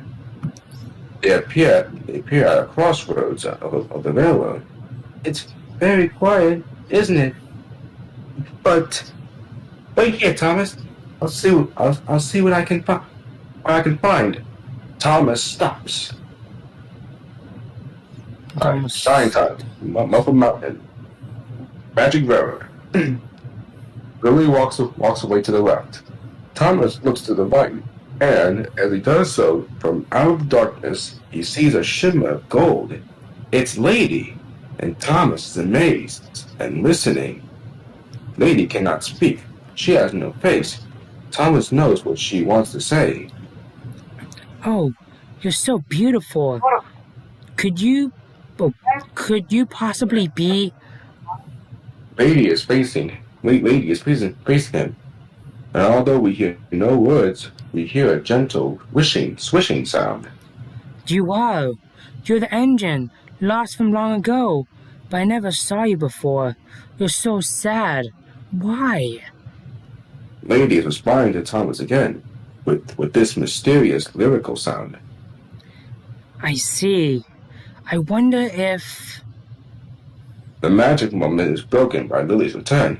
Thomas, I think it's this way. But hurry! But Lily... Come on, Thomas! So they go right. Shine time, Muffled Mountain, Magic Railroad, Caverns, Thomas, travel. We hold our breath, and on either side of Thomas and Lily seem to be dark caverns, and ahead of them, looming up closer and closer, and there's nothing but a huge wall of granite iron. I don't know. Thomas and Lily can only carry on or stop if it's not too late. It is, but it doesn't matter. As they hit the wall, it, like the bumpers on the arm of Sodor, it melts at the center, big enough to let an engine through into the light. Giant time, Muffled Mountain. Close up, Thomas, dazed and amazed into what is now daylight. And now, It is confirmed. We are on the mountain outside the site of Grandpa's workshop. This is the entrance to the magic railroad from the valley. But it appears that Thomas can go no further. He definitely feels a stranger in a foreign land. Lily leaps out of the cab and starts to run and slide down the long slope towards her grandpa's workshop. I'll be back, Thomas, I promise. Call Lily. Call for Hound of Sodor. Please remember, it's important. I will. Goodbye. Thomas is petrified. Then, two events happen fast. Patch comes riding up the slope. Your grandpa's in his workshop. Lily leaps on the horse, and the riders never look back. They don't see what happens behind them. Shine time. Muffle Mountain. P.T. Boomer is on the mountain and sets off a huge explosion. The impact jolts Thomas off the ground, and he starts bumping down the mountain. Boomer, Shine time, Muffle Mountain. Boomer leaps onto the back of him. He doesn't believe in magic, so he assumes Thomas is a toy. You're not real. You're a toy. A big blue toy. I can control you any way I like. Suddenly, Thomas hits the ground above the magic railroad, and gravity pushes him through the meadow at the place where no flowers grow. Shine time, meadow day. Thomas, with his uninvited guest, mysteriously disappeared beneath the meadow. Thomas is once again on the magic railroad. Muffle Mountain, another branch of magic railroad. The magic railroad. Thomas whistles over realization to himself. This must be another branch of the magic railroad. Just wait until I tell Percy. Meanwhile, I'd like to get rid of this nasty passenger. Thomas decides to make the ride even bumpier. The railroad takes a sharp turn, and Boomer is out of control.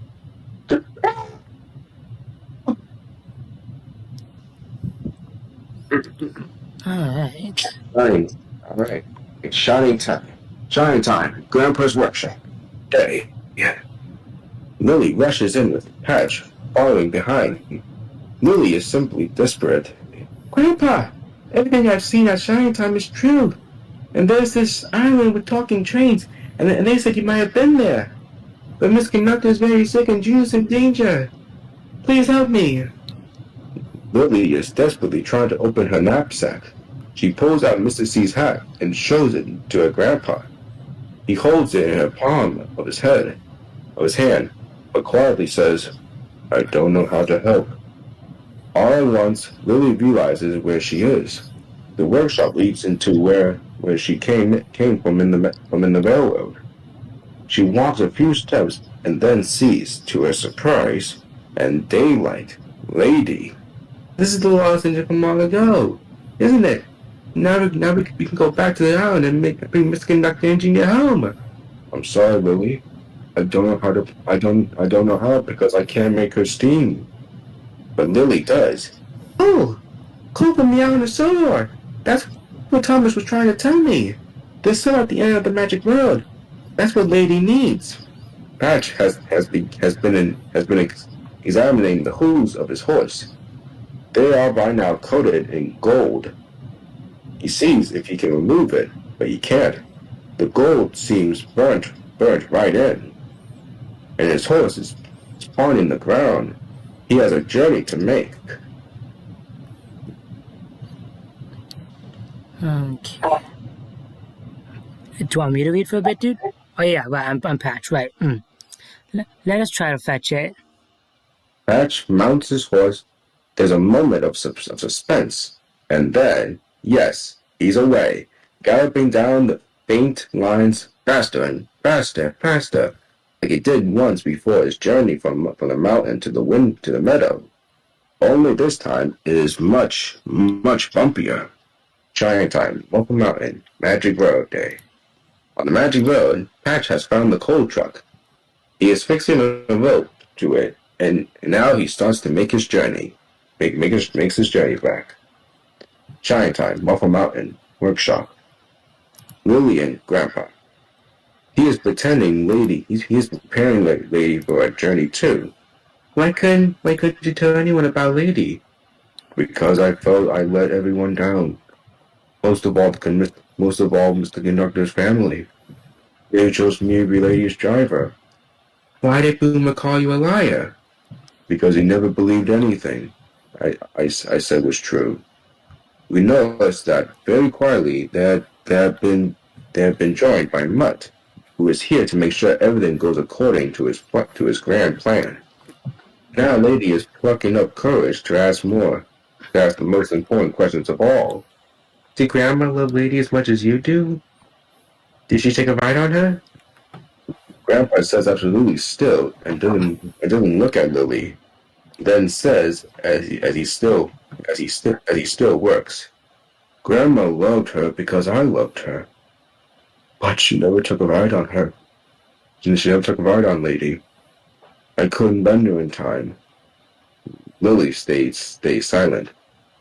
I wanted to take your grandma on our shining time. On your shining time? Grandpa still can't look at her. A wonderful journey. When the wheels turn and the rails shine. It was going to be tomorrow.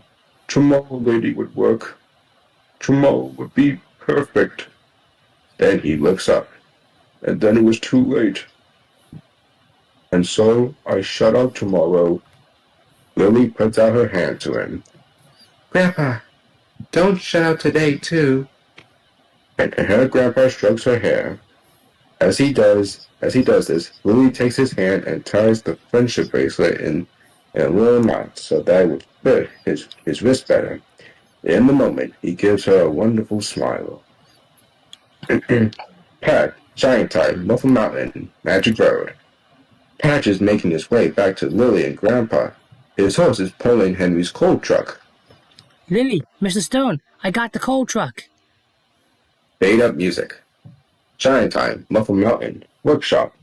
Day. A huge roar. Lady is alive and steaming. With much pride, Grandpa with Lily, Patch, and Mutt aboard eases Lady off the sidings and onto the Magic Railroad. On the Magic Road, the wonderful lights around them all seem shades of green.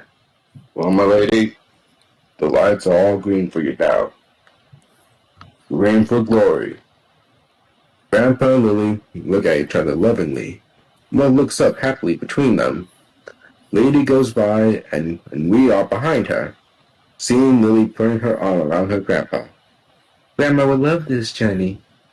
Yes, and she would love it that you're with me. That you are with me now. Shine Time off a mountain, Magic Road. As Lady moves along the rails and gathers speed, as we see, thanks to the care and commitment of those around her, as well as her own determination to survive, the proof that she is now truly herself again.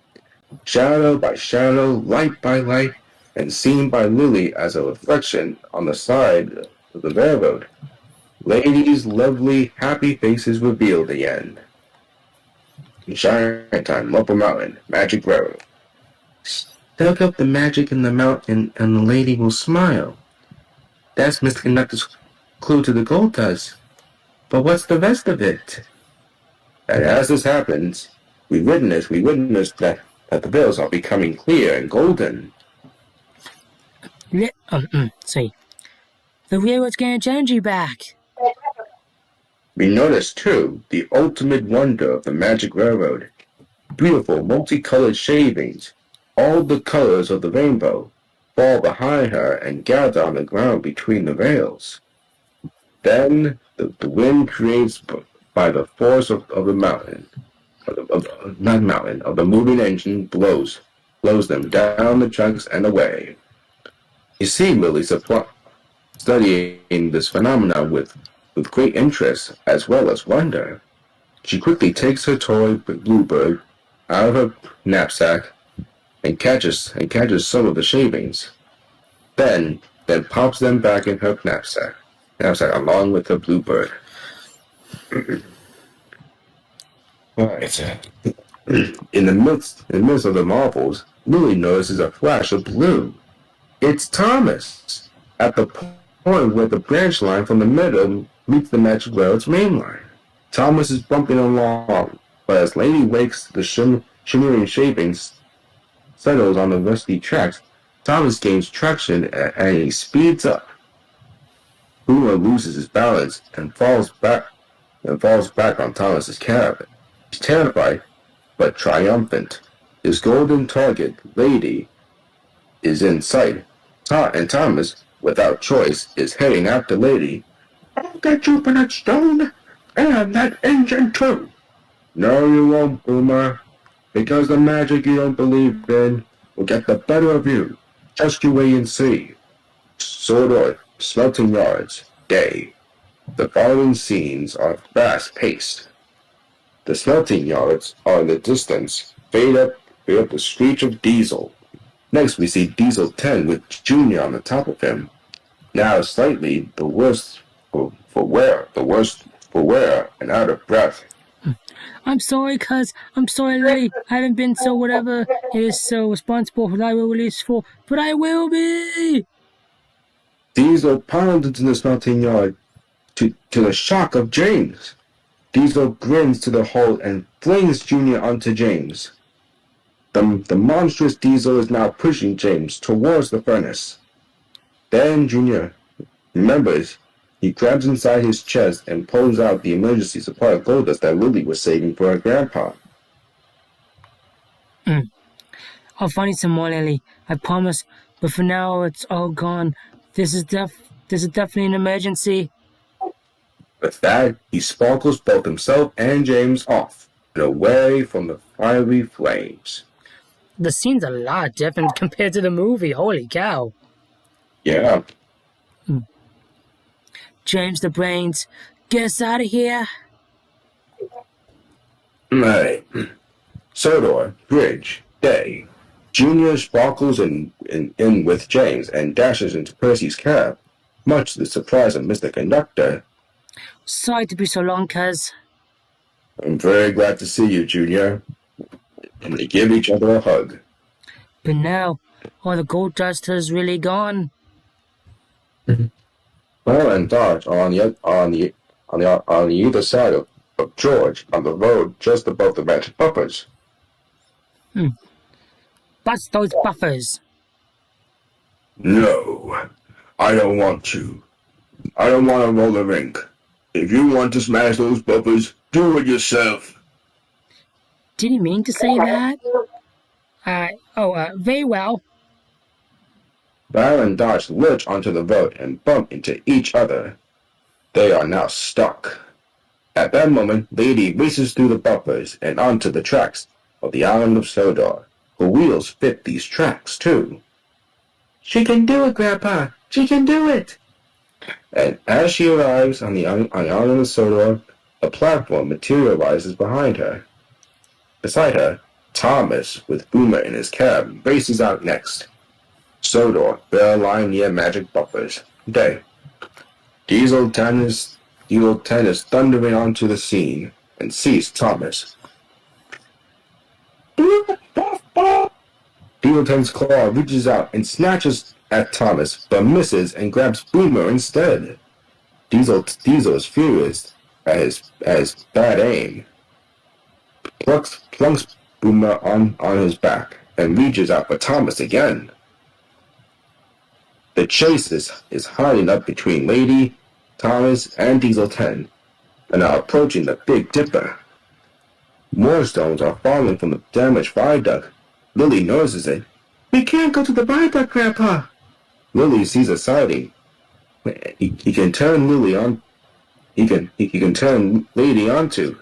As Lady turns off, Lily looks behind and shouts at Thomas. Follow us! But now that Lady has turned aside, Thomas can see the viaduct. Diesel is getting close behind. The claw reaches for Thomas. Thomas makes up his mind. I'm a really useful engine. This is the only way we can get rid of Diesel and that nasty passenger. Thomas speeds up and heads across the viaduct, which crumbles as he crosses. A hole opens in the track ahead of him. I am not afraid. I am not afraid. Thomas speeds up and heroically jumps the gap. As he crosses, more of the viaduct falls in behind him. It is too late for Diesel to stop. Diesel, with Boomer aboard, slides over the edge and drops onto a barge filled with sludge. Percy pulls up at the end of the viaduct with Mr. Conductor and Junior. They look down and see Diesel and Boomer floating off down the river. The next moment, there is nothing but sludge. Mr. Conductor looks at Junior. How did they get turned to sludge? Junior waves his bandana. I just discovered I can do that with this. Raising his eyes to Evan. If we last long enough, that might come in hand, that might come in useful again someday. Sodor, near Magic Buffers, Day. We are close to the Magic Buffers and near a stream that runs from the waterfall. Lady, with Grandpa, Patch, Lily, and Mutt standing beside her, is by the platform. Thomas and Percy and James are also there. Junior is standing beside Mr. Conductor, who is sitting, gathering his strength. Grandpa hands Mr. C his hat. I think this is yours. I didn't think you could see Mr. Conductor, Grandpa. I didn't think you could see Mr. Conductor, Grandpa.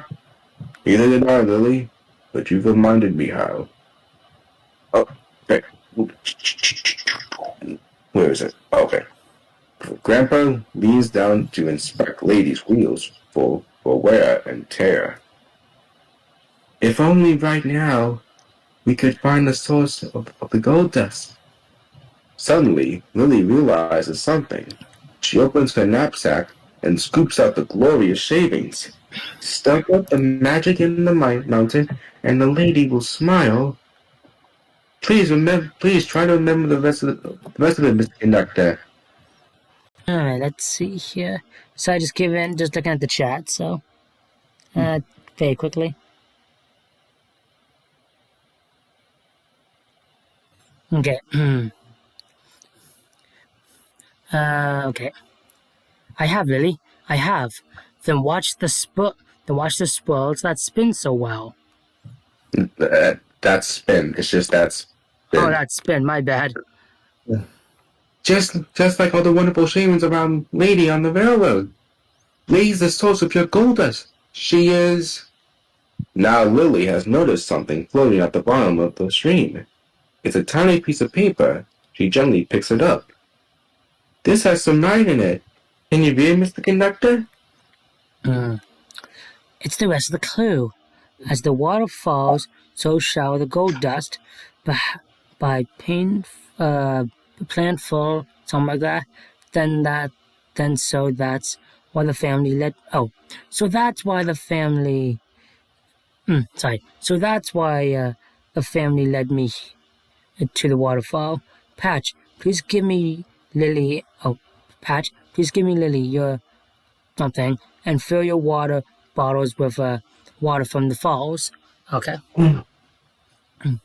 Patch is confused, but does so.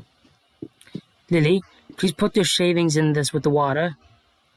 Puzzled, Lily does so, and Patch suddenly realizes. Now mix them together and shake them around, like they used to do in the olden days, panning for gold. Lily does so. Now throw it in the air. Lily does so. Alright, all together now. 3, 2, 1. Gold dust! We see a wondrous cloud of gold dust against a blue, blue sky, like the golden treasure of one's most beautiful dreams. Mrs. C gathers more strength as the gold dust falls. He holds out his whistle. Some of the gold dust is sucked into the whistle. Then more and more. Junior takes some gold dust and gives it to Lily. Okay. Take some, Lily. I promised it to you. Lily goes to give it to her grandpa. I'd like you to keep it, Lily. Or give it to someone else you love. And so Lily sprinkles the gold dust onto her bluebird. Hey, well, oh wow, get to the end. All right. Yes. Sunlight again. But at a different time, 20 years later, we travel down Muffle Mountain with the brilliant mountain bush, past the XX birds, nestling in the XXX. What the I XX? don't, What the I don't know what that means. taking in the bouquet tree in full blossom, and across the meadow filled with golden flowers. Chime time, Lily's house. Then we join a young woman and her two little children, and a dog just like mine. His name is Jeff. The meme Yeah. before the meme. Uh, they are looking at a scrap of gaily colored postcards from exotic places, all signed Junior, and family photos of the engines on the island of Sodor. A beautiful picture, a lady sits out from head with Mr. Conductor, Stacy and Billy, and of course, a picture of Mud. There was also Grandpa's drawings that he did as a child when he first visited the island of Sodor. And this is Jeff's great granddad Mud. Who made sure I got the wrong train for the right reason. Then then we close on one of a young woman as a child. It is Lily as a child. She is with her mother, father, and a 1-year-old brother who is clenching a toy bluebird with beautiful golden sparkly wings. And this is my favorite bird. I gave it to your uncle for his first birthday. And this picture was taken the day Dad came back home. We see that Grandpa is also in the same photo, and we move to another one. And this is Grandpa is and there and is in this Grandpa is standing at a window of his house, opening the shutters and looking out across the fields and the mountain, washed by sunset. And and this is my favorite photo of your great grandpa. This was a day he opened all the shutters of his house, and then we danced under the apple tree to a lovely waltz. I came back here every summer. And I became an engineer like him. Then we noticed Mr. C is listening to them, and we noticed across the fields a man with a team of horses. He comes over and kisses his family. We realize this man is Patch. The little boy spots a picture of Thomas in the book. I keep imagining I can meet Thomas too. Lily and Mr. Conductor smile. Then she takes her children's hand and gets up. Then that's what counts. Now, it's time for tea. Thomas, who is puffing home into the sunset, peeps happily in agreement. We hear our storyteller's voice over this beautiful image. Mind if I read the last part, dude? Go ahead. Sometimes all it takes is a little train to remind us that magic is timeless and always worth the hope of its extinction. Existence. The end. Vidalcroft, May 1999. Holy shit! Yep, and that, my friends, is the entire script of the original 1999 Thomas and the Magic Bird. That was gonna be the original movie? Yep. Why wasn't this made? Legit, like, no offense to Brit, but this would have made that little girl's promise at the beginning. Like, legit, from what I'm able to gather, this actually even balances even more the engine and human scenes, and even more green screen scenes with Junior and Mr. Conductor. I mean, yeah, maybe some dialogue should have been added, like what we got in the original cut, like the theatrical cut. But holy crap, why wasn't this made? I say this. How big they didn't do the part with Diesel 10 being turned to sludge? Sorry? I actually am happy that they didn't do the part with Diesel 10 being turned into sludge. No, I agree. But oh Especially, my gosh. remember that fan picture? Yep, that was cool, but creepy. That was terrifying. Legit, there's a few things in this that the theatrical cut did. I honestly feel like they actually could have mixed it off to make it even longer, like for the engine scenes. But like legit, it actually balances even more when it comes to the engine scenes. Like, why wasn't this movie made, man? This was awesome. Like, it balances the humans and the engine stuff. Wow, it keeps the good human stuff, takes the bad stuff out, and adds even more goodness. Why wasn't this made? I don't know. Well, maybe because because Brielle was more focused on her movie. Yeah. Or two, because those people want like movie to be short, or they want, I don't know. Legit, after reading this script, I honestly think the movie would have been at least 40 minutes, if that. I don't think this would have been 2.5 hours. I honestly think, say if it was this script and not like added scenes, like what I said, like specific dialogue and stuff like the actual movie, like what I'm thinking of. If this was the actual movie, then legit, holy crap, I can see this fitting in an 1.5 hour movie, maybe 2 hours. But my God, this was perfect. Like, there's a few extra things you could have done, like maybe give George an extra scene or two. But legit, this was really well done. Yeah. Oh my God. What's so good is that Thomas, James, and Percy were in the final scene too with Lady, the conductor. Oh, jeez. That's actually a good combination. Well, it's not just that. Like, what's actually funny, if you actually think about it, Thomas is really a big focus in this movie, when in the other two films he wasn't. He's the actual focus of this movie. So Britt actually had it done right for the first time, but somehow just messed up as it went on more and more. Oh no. Wow. Okay. Now, the chase scene, I can't think about the chase scene. I think the chase scene was going to be short. Now that I remember where it was leave it. One thing I actually really love stop. Like, what I mean by that is, as they come out of the buffers, they don't stop. Diesel 10 just appears out of nowhere, but we're catching up to them. And then Lily's like, oh no, we gotta run. And legit, that's awesome. That actually makes things even more suspenseful. Like, legit, think about this. Lily is a kid. She's 10 in this movie. And the fact Diesel 10's chasing her, and Patch, who's 14, chasing Mutt, and, actually almost grabs Thomas, like, that actually makes it more suspenseful. Maybe make it 3 minutes like the actual chase scene, and you're good to go. Like, holy cow, that's amazing. And the thing was different is that, just like in a parody, Lady was on a sighting, so mostly it was just Thomas being chased by people. Legit, the only thing they should have changed in that scene is Tom should have said "Little engines can do big things," because that kind of has more of a meaning in the actual theatrical cut than this movie.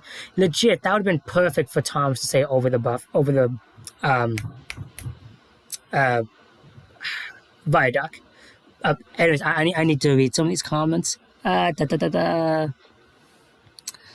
Let's see. That would never do. Thank goodness, amazing job.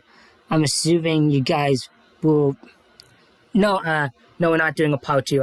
I did not think this was going to be a full thing, but it is. So, let's see. Script Diesel boom. Okay. If it was 40 minutes, then not really a theatrical movie. No. What I meant by that, mind box, is like an hour and 40 minutes, but I see what you mean. They didn't get her face back in the original script, right? No, Lady did get her face back. She just never talked for some reason. But only Thomas, but only like the engine on Sodor can understand her.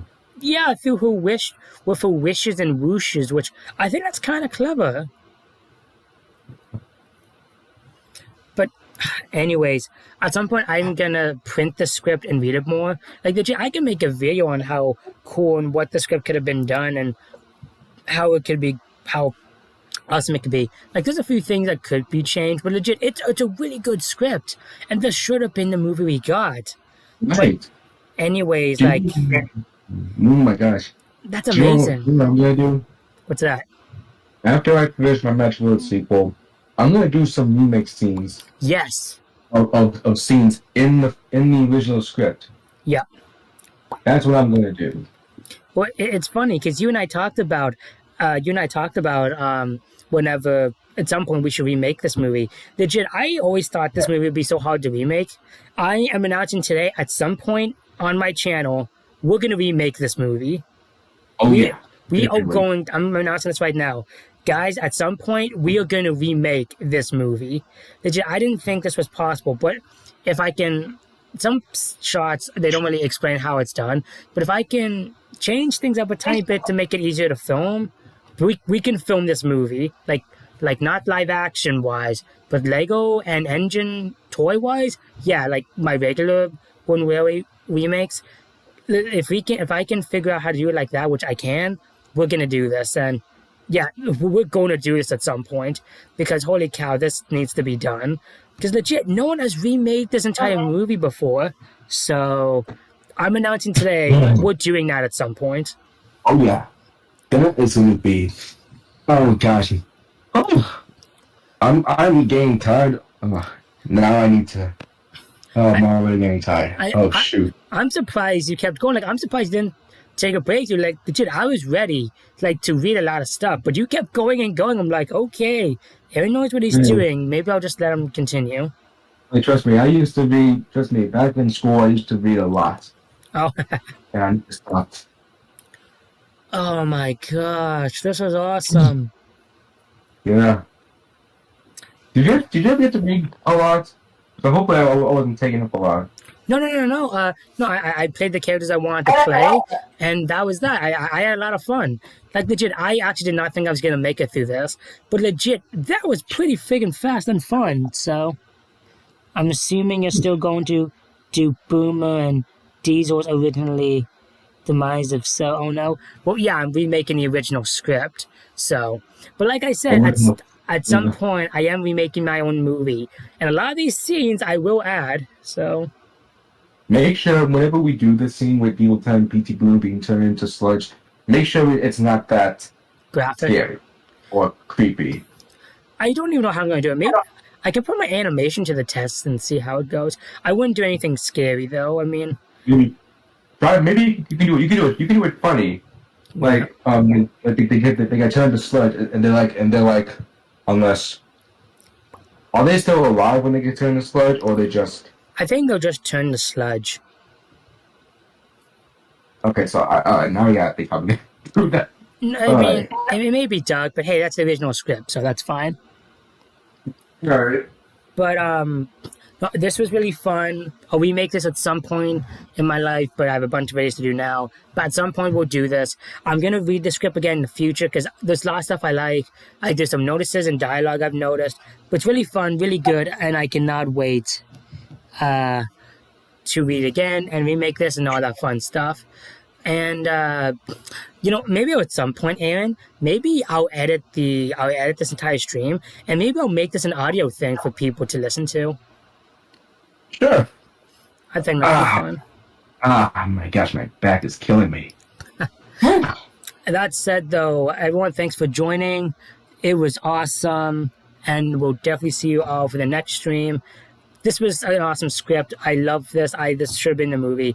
There's so many things I want to say, but once I read the script a few times, I'll figure it out. So thank you all so much. You're awesome. Glad you could be here.